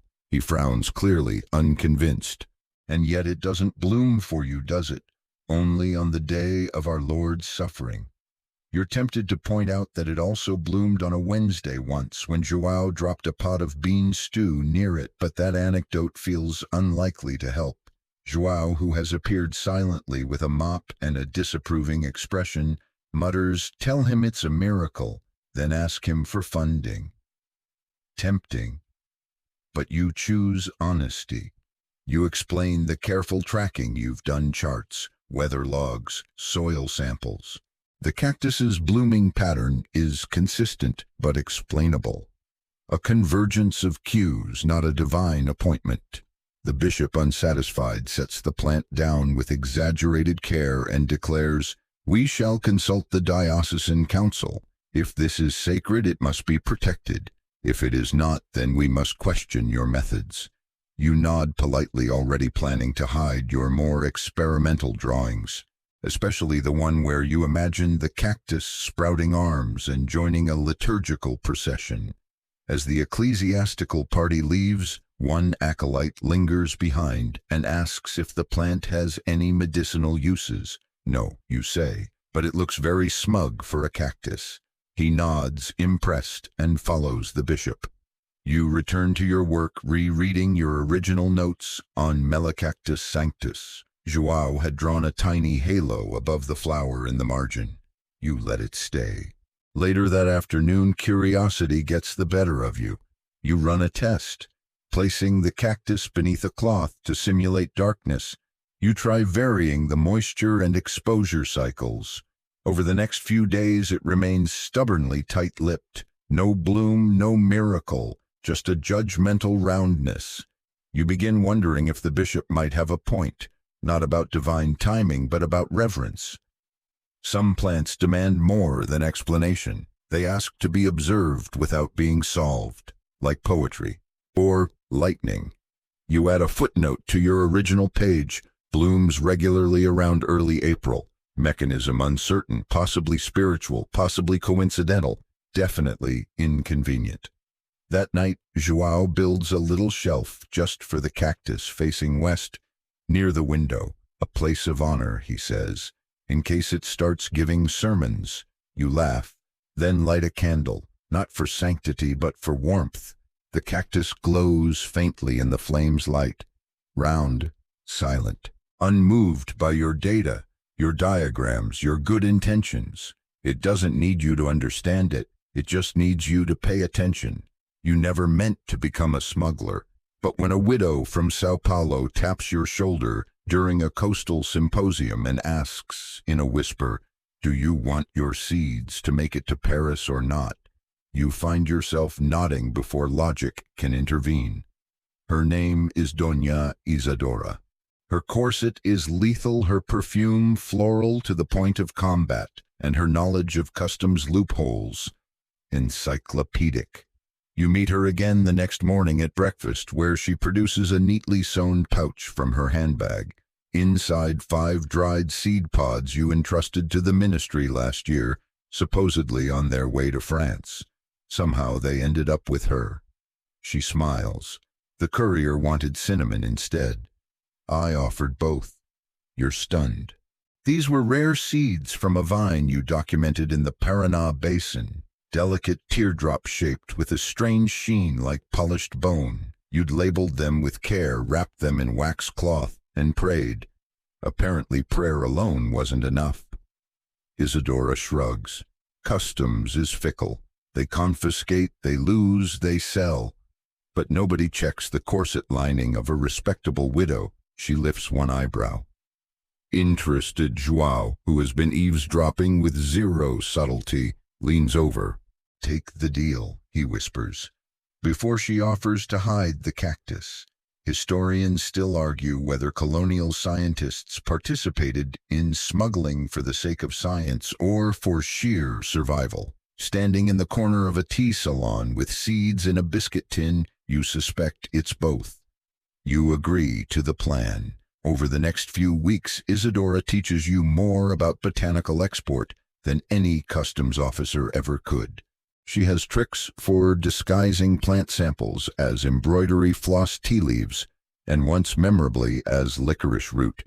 You can ship anything, she says, as long as it's vaguely herbal and doesn't smell suspicious. Together you prepare a parcel for Paris. It contains a folded herbarium sheet labeled linen sample, Dona Isadora's spring collection, a handkerchief embroidered with the Latin names of 2 rare orchids, the seeds sewn into the hem, a small jar of cleansing salve containing powdered spores, a fan lacquered containing a rolled-up micro-sketch of your latest moss discovery. It's absurd. It's brilliant. It's the most successful shipment you've ever attempted. The best part, it arrives. 3 weeks later, a letter from your French contact arrives. Received full package, ingenious delivery, sample germinated successfully. What is a corset orchid, you write back? Long story, delicate roots. Do not attempt to wear. Back in Brazil, you start organizing a network. Discreet, occasional, respectable widows, traveling teachers, diplomatic aides, anyone with the nerve to carry a botanical payload past suspicious eyes. João coins a term for them, the Silk Society. He sketches a logo. You don't consider yourself a criminal. After all, these are scientific materials, educational, valuable, almost always harmless, but you do start using a new code in your logbook. Silk sample, in luggage, known carrier. You document which specimens travel where, with whom, and under what guise. The bishop's cactus tucked inside a hollowed-out Bible. Your field drawings of carnivorous water lilies hidden inside sheet music, mailed to a conservatory in Vienna. You sleep a little easier knowing your work is moving, even if you're not always the one moving it. And in some way, it feels truer to the spirit of the plants themselves. They travel in secret. Hitch rides on boots, coats, bird feathers. They don't ask permission. They don't carry permits. They grow where they shouldn't survive when they're not supposed to, and bloom in pockets of resistance. Maybe you think this is just botany behaving like botany. At the end of the month, you meet Isadora one final time before she boards a steamship for Marseille. You hand her a sealed envelope labeled Herbal Recipe, Personal Use Only. Inside 4 seeds, your latest classification notes, and a tiny sketch of João holding a fern like a sword. She smiles. You know they'll never search me. I know, you say. That's why you're the best botanist in this operation. She winks. Let them keep their rules. We have corsets. And with that, she disappears into the crowd, taking your science with her. Not stolen, but saved. You open your notebook, press a fresh leaf between 2 blank pages, and write, Silk Society mission complete. All seeds accounted for. Science persists even in lace. It's astonishing how quickly one misused word can unravel a year of work. You're reading over a translated draft of your paper, a partial survey of aromatic vines of the Upper Paraná, when your eye catches on a suspicious phrase. Something about the mildly carnivorous tendencies of a particular climbing plant, with pale purple flowers. You don't remember writing that. You flip back to your original Portuguese manuscript.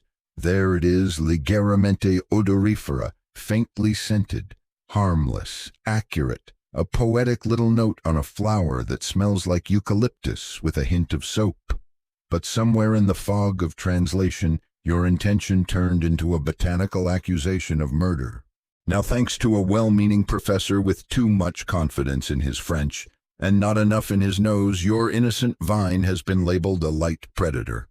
João reads the translation over your shoulder and bursts out laughing. Should we add teeth to the illustrations? You glare. The mistake, though ridiculous, has real consequences. The Parisian reviewer flagged your paper for potential scientific sensationalism. Another editor asked if you had performed digestive tests. A third wanted to know whether the plant might pose a threat to local livestock. All because someone confused fragrant with flesh-eating. Historians still debate whether 19th century taxonomic errors were the result of linguistic missteps or sheer arrogance. You suspect both. You've met botanists who spoke 6 languages and none of them well. You've also met scholars who could mistake a kumquat for a philosophical treatise. So now you're doing damage control. You draft a new letter to the editor of the Bulletin des Sciences Botaniques, apologizing for the confusion and enclosing a revised version of the paragraph. You underline the corrected phrase in red and write, absolutely no evidence of carnivory. Vine is harmless, well-mannered, may repel mosquitoes. You consider adding a scratch and sniff panel. Decide against it. This isn't the first time language has betrayed you. Years ago, you once described a bromeliad as voluptuous in a field report. You meant abundant, but the phrasing caused a flurry of awkward correspondence from a Swiss priest who felt the report lacked botanical modesty. Another time, you described a cactus as emotionally resilient. That one made it into a footnote in a German monograph on plant psychology, but this time stings because the plant in question, the vine now labeled carnivorous, was special. You discovered it just before the rains, twining through a patch of burnt brush. The first flower you found had survived fire ants and Euclides' attempt to use it as a scratching post. You'd pressed it with care, sketched its curled petals with reverence. You had named it Liana Modestissima, a small gesture of gratitude. And now, because someone couldn't read a diacritical mark, it's become a botanical vampire. To salvage its reputation, you send out corrected translations to all 3 journals that received the manuscript. You enclose a fresh specimen in each package and a short note. This plant has never eaten anything except sunlight. It is not carnivorous. It is barely confident. Please stop frightening your interns. Joao suggests rebranding the error. You could say it's semi-carnivorous, adds drama, might get more citations. You briefly consider it. You do like citations. But no, accuracy must win, even if it means a few less readers. Later that night, while reorganizing your sketch folder, you come across a drawing of the vine. Its leaves are too long, the flower a bit too symmetrical, but you remember the afternoon you drew it. Quiet, golden light. No rain. The jungle briefly still. You write a caption beneath it, not a killer, just misunderstood. At dinner, Joao proposes a toast to translations that turn flowers into monsters. You clink mugs smiling, because despite the error, or maybe because of it, you've learned something. Language is a living thing. Like a vine, it twists, blooms, and sometimes strangles. You can't always control where it grows, but you can prune, you can guide, you can learn to say faintly scented in every language you'll ever need. And from now on, you'll double-check your adjectives. The journal arrived yesterday, and your name is on the cover. Well, not your name exactly, just a tidy attribution beneath the botanical plate by F.B. after sketches supplied by the field botanist, which is in a sense accurate, but also wildly untrue, because you drew that plate. Every line, every stipple, every delicate vein on the petal, all yours. Spent 3 days hunched over a candle battling mosquitoes and mold, trying to get the shading right on the Calathea nervosa leaf that wouldn't sit still. Joao called it botanical taxidermy. You called it obsession. And now the finished image, crisp, elegant, gloriously captioned, is being praised in drawing rooms across Lisbon. The illustration, not the discovery. The image, not the mud-covered feverish weeks you spent finding the plant in the first place. Historians still argue whether 19th century botanical illustrators were seen as artists, scientists, or convenient afterthoughts. You flipping through the journal with a sour expression, suspect afterthought is winning, but the truth is you care, not just about the science, but about the image, about how a plant lives on the page, the way a curl of stem can suggest fragility, the way shading on a stamen gives it weight. You've seen too many botched Prince flowers drawn like fireworks leaves, rendered flat as carpets. You want your drawings to teach something, to show the world that this vine, this shrub, this ridiculous cactus with its pompous little bloom matters. That's why you commissioned a self-portrait last year, pen and ink, nothing grand, just you sitting with a scroll and a magnifying lens, plant samples spread out like treasure. You slipped it quietly into the front matter of a regional journal, replacing a page marked editor's note. No one noticed for months. Joao called it vain. You called it documentation, because visual authority counts. Even now, as you sketch a new fern hybrid, each leaflet unfurling like a polite refusal, you wonder if the drawing will survive longer than the species itself. Paper, at least, doesn't go extinct. You've started adding signatures to your plates, tiny, nearly invisible initials, sometimes in the soil, sometimes worked into the veins of a leaf. João once found one hidden in the shadow of a root. Like a secret, he said. Exactly, because you know that the drawings are the record. The pressed samples fade, the labels wear thin, but the image printed, reproduced, distributed, it persists. It goes farther than you'll ever travel. A sketch of yours ended up in a textbook used in Belgium. Another, drawn hastily under a tarp during a thunderstorm, now hangs in a university hallway in Madrid. You once saw your own rendering of Heliconia striata in a decorative tea tin and felt both flattered and a little violated. Still, it's proof. You're reaching beyond the jungle, beyond your tiny mildew-scented herbarium. People are seeing what you've found, and slowly, quietly, you're building a visual legacy.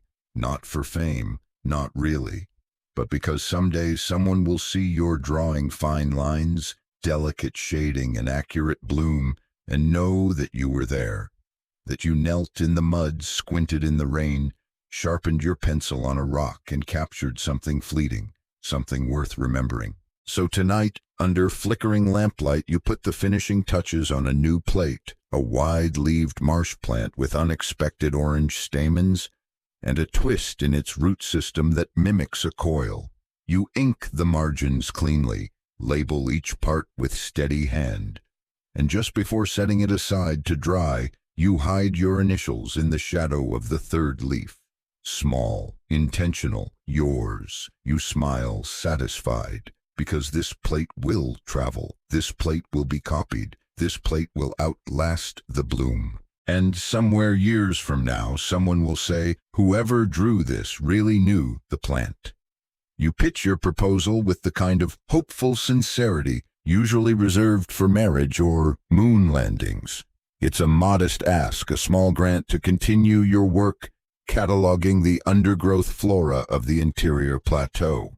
You submit diagrams, pressed samples, a detailed itinerary, and to sweeten the bureaucratic pot, a carefully crafted dedication to the esteemed committee whose support has nurtured scientific progress across the empire. You even include a dried bloom of hibiscus palustris, delicately fragrant, folded inside parchment like a floral bribe. 3 months later, the reply arrives. It begins helpfully with regretfully. The rest is the usual budget constraints, strategic prioritization, limited resources. The closing line, we commend your enthusiasm, but cannot allocate funding for mosses at this time. You read it twice. Mosses. You didn't even propose mosses. You proposed understory flowering plants, shrubs with potential economic value, pollinators, vines that smell like cardamom and might be useful in perfumery. Not moss, not again. João peers over your shoulder. That's the same line they used last year. Exactly the same, you mutter, comparing the two rejections. He's right word for word. You could wallpaper your tent in regret. Historians still debate whether the empire's scientific grants were determined by merit nepotism or the lunar cycle. You suspect the real answer lies in whose uncle owns a sugar mill. You briefly consider giving up, just for the day, just long enough to nap without guilt. But then your eyes drift to the pile of samples drying in the corner, half-labeled, still fragrant, still waiting. You get up, take a deep breath, and begin a new draft. This time you drop the flowery prose. No dedications, no flattery. You state the facts plainly. 6 new species identified in the past year, 1 with probable medicinal uses, 1 showing unusual photosynthetic rhythm. Potential applications: agriculture, pharmaceuticals, perfumery. You enclose a page titled Summary of Economic Relevance. You know how to play the game. You even hint gently that a European lab has shown interest in one of your unnamed species. It's true, technically.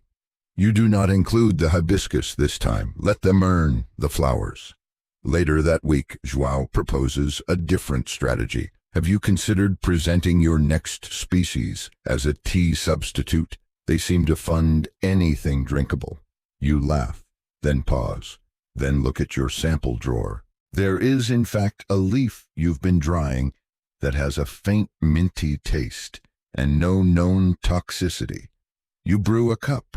It's bitter, but aromatic.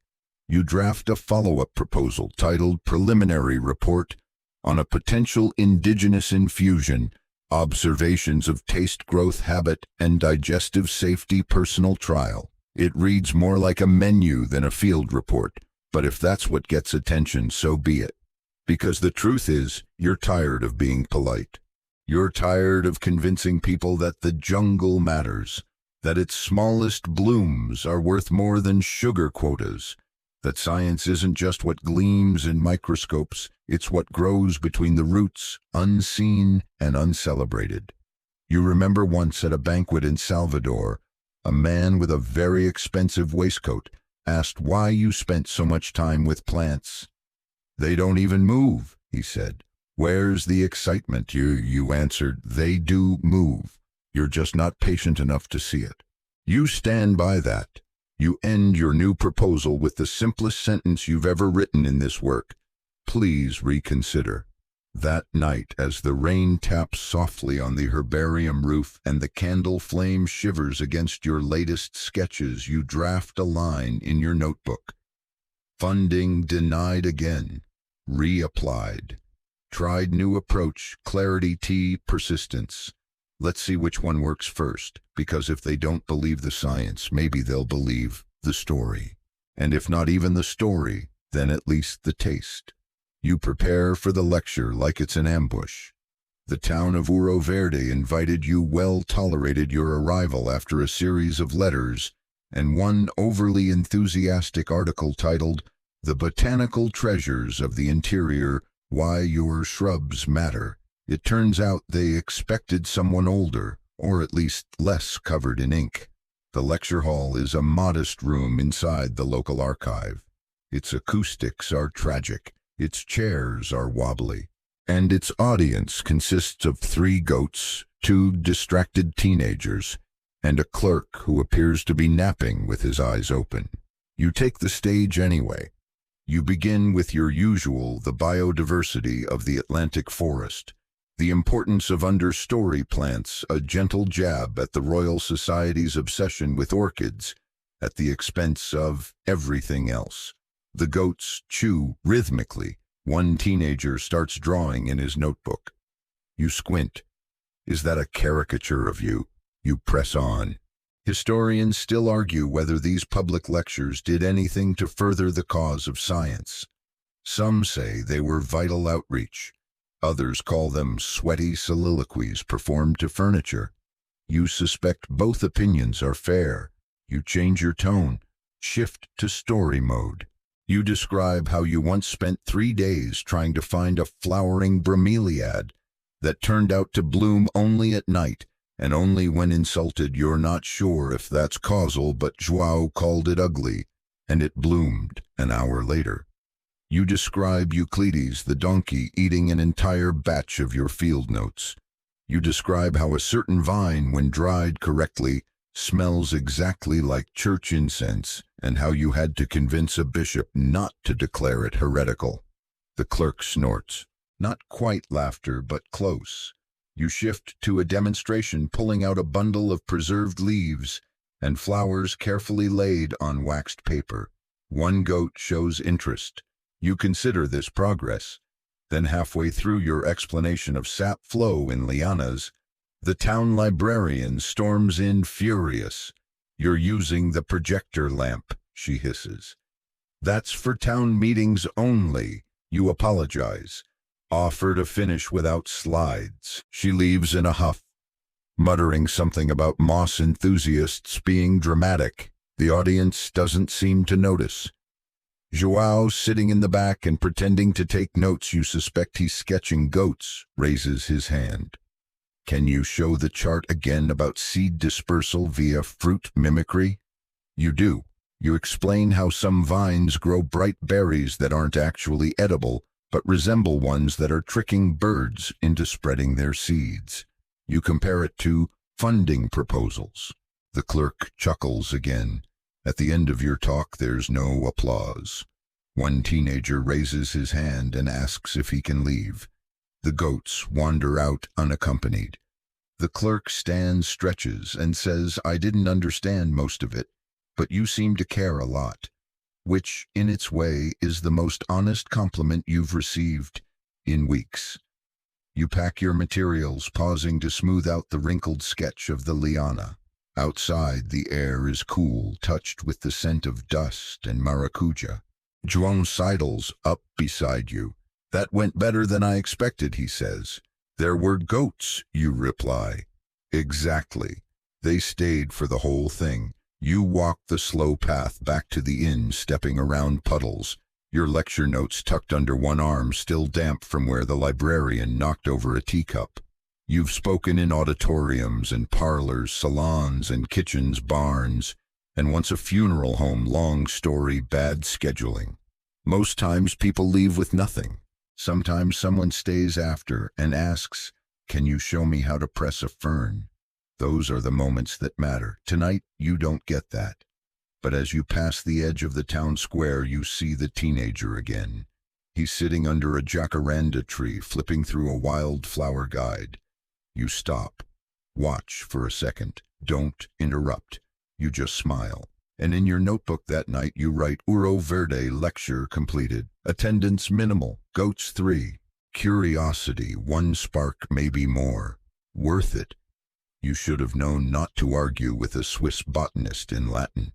The man, Dr. Albrecht Gruninger, a specialist in alpine liverworts, with a monocle as sharp as his consonants, cornered you at a conference in Recife. He wore a cravat, smelled faintly of shoe polish, and began the conversation with, your use of the word phloem is ambitious. From there it escalated quickly. You had just presented a short paper on sap transport in tropical vines, attempting to describe an observed phenomenon where the inner layers of certain lianas seem to redirect nutrient flow after injury. Fascinating stuff. Your diagrams were, in your opinion, elegant.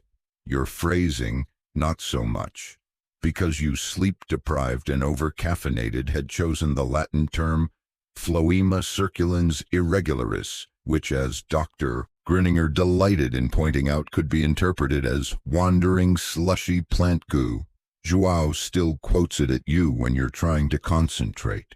You tried to respond with dignity, explaining your intent, your field observations, the diagrams. But Dr. Gruninger countered with citations, footnotes, and a withering smile that could peel bark. The room filled with the gentle sound of your confidence deflating. Historians still debate whether the dominance of Latin in scientific discourse fostered clarity or obfuscation. That day, it did both. Because while no one in the audience fully understood either of you, they definitely understood that you lost. Even the applause afterward felt apologetic. Back at the inn, Joao tried to cheer you up by translating your entire paper into Portuguese slang. The result sounded like a tavern argument between two drunk vines. Still, it made you laugh. You returned to your room and read through the printed abstract of your talk over and over. The content was sound, the phrasing maybe not. You began to see Gruninger's point. Not his tone, never that. But perhaps your Latin could use refinement. So you did what you always do after a setback.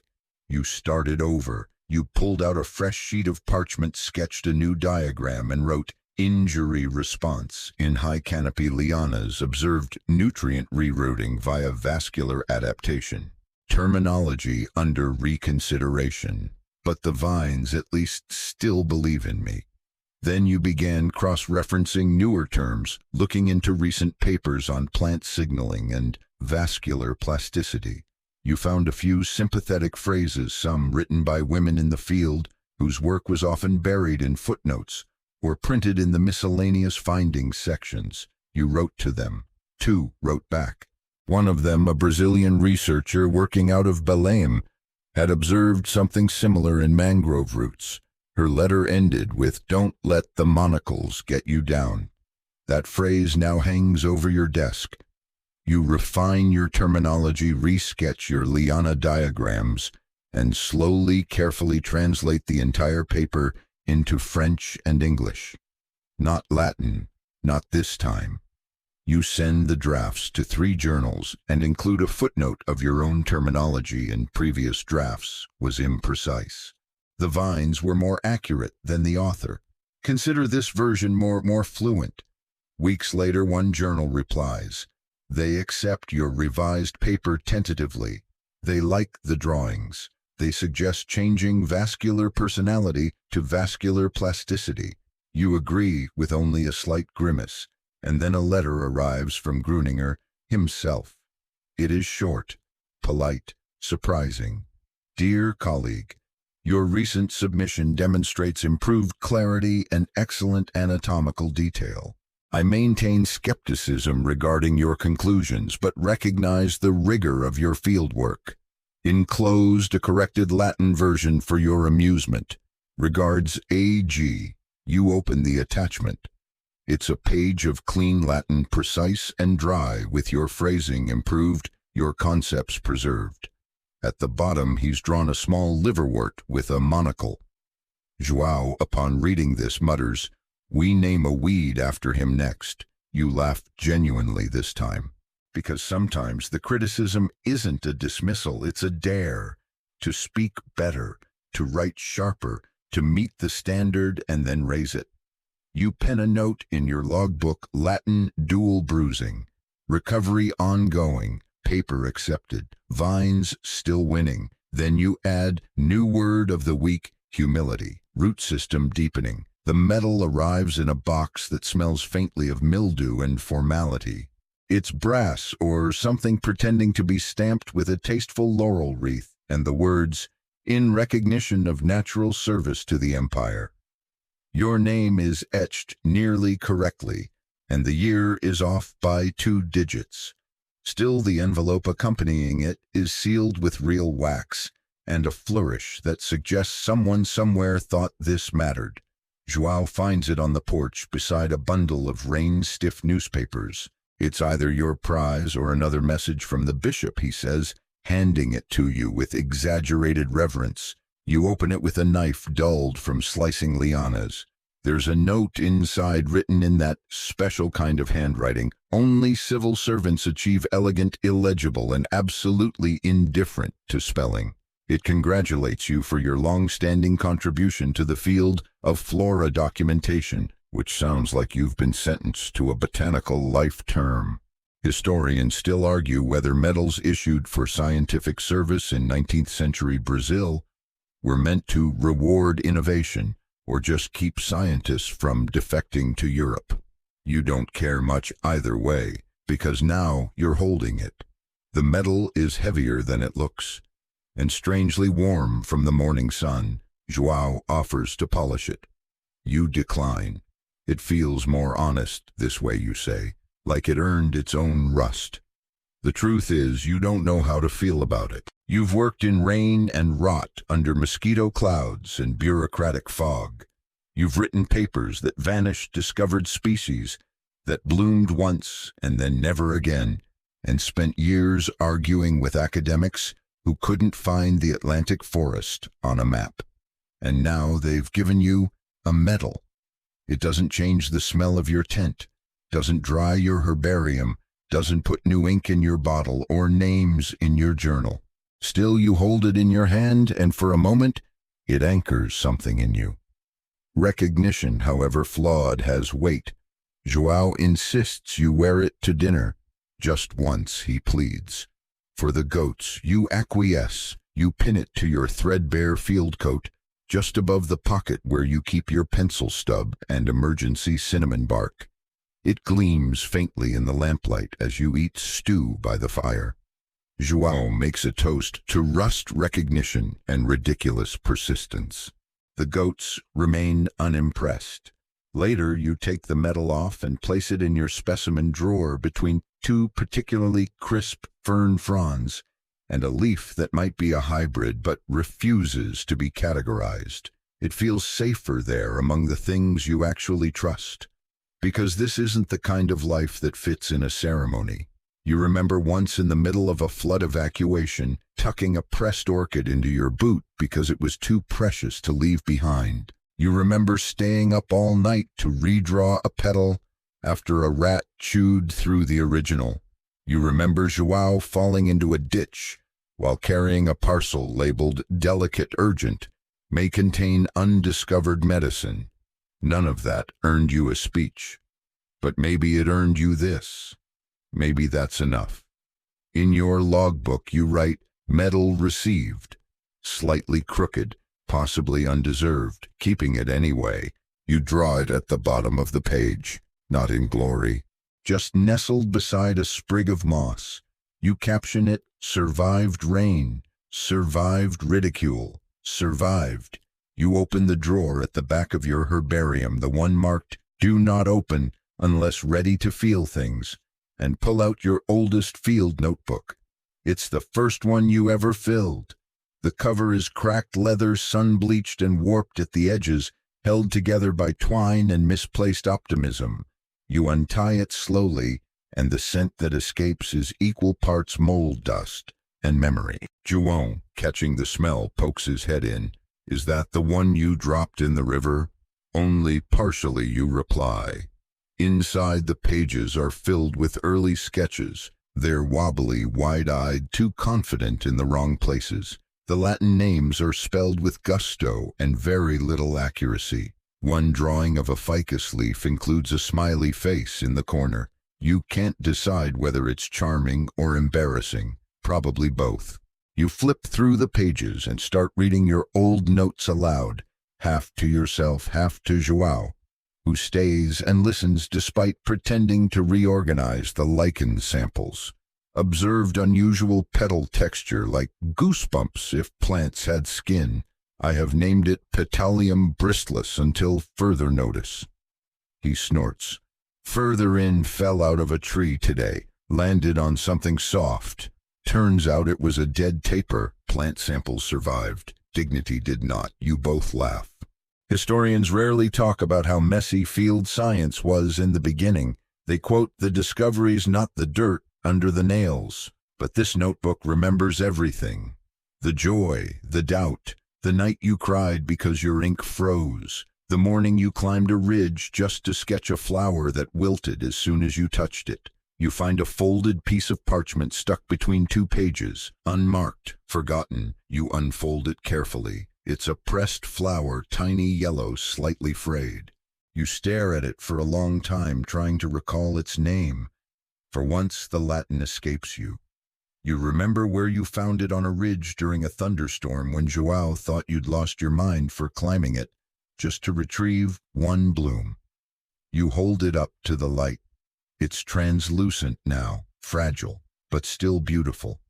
You make a new label for it first, unnamed, undiminished. Later that night, you tell João you want to recatalogue the whole notebook. Clean up the names, cross-reference the species, preserve the sketches properly. He nods, already reaching for parchment. "I thought you hated looking at your early work," he says. "I do," you reply. "But I think it's time I stopped pretending I was never a beginner, because you weren't always sure, weren't always neat or precise or right. But you were always present, always looking, and if that counts for anything, well, it counts here in the damp little room where your work lives. You spend the evening going page by page, every scratched-out genus, every impulsive sketch.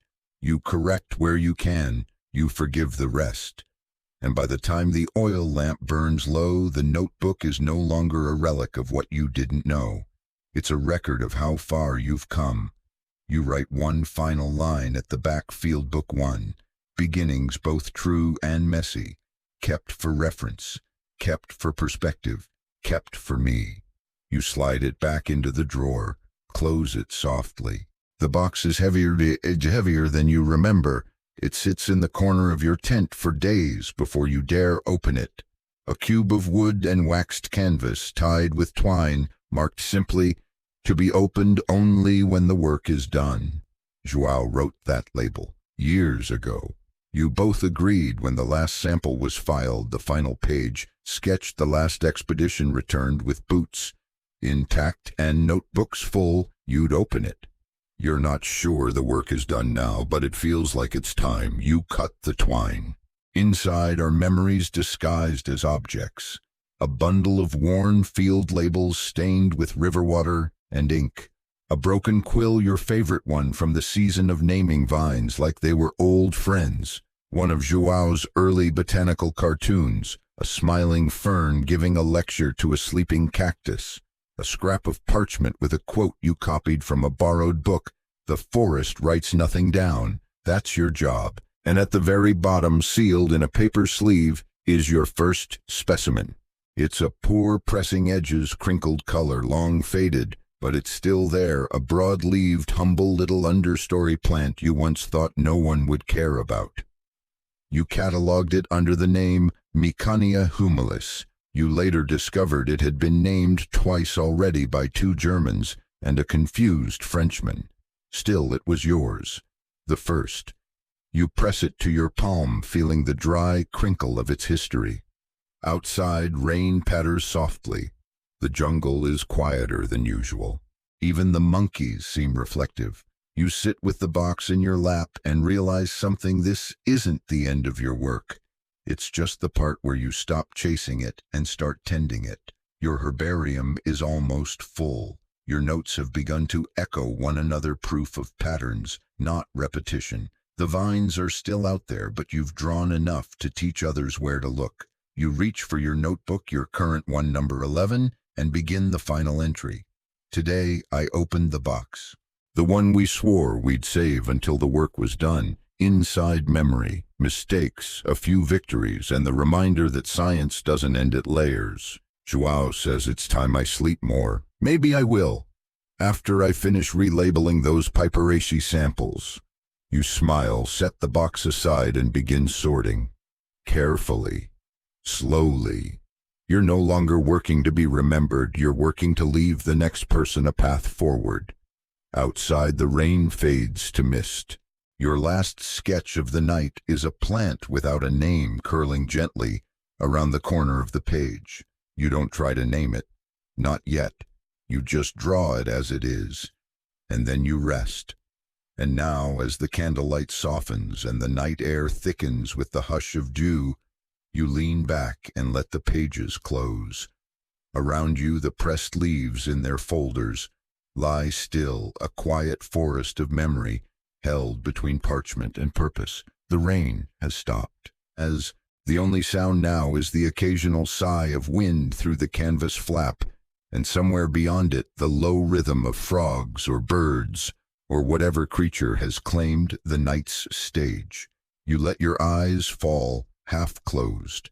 Outside, vines still twist, unseen petals still open in places no map has reached.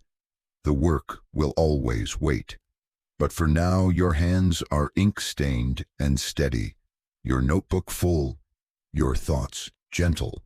The jungle doesn't need your permission to keep blooming, but it needed your attention, and you gave it, page after page, season after season. Maybe someday someone will sit where you are now, leaf through your notes, and see not just specimens but stories. Maybe they'll smile at the pressed leaf labeled first, undiminished. Maybe they'll trace your sketches and think, "Yes, I understand."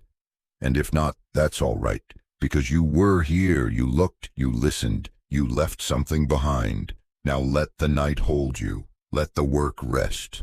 Let the vines grow onward in the dark. The rain might return. The papers may curl. But this moment, this hush at the end of it all, belongs to you. Close your eyes and breathe. The jungle is quiet now, and you have done enough. End of script. Sweet dreams.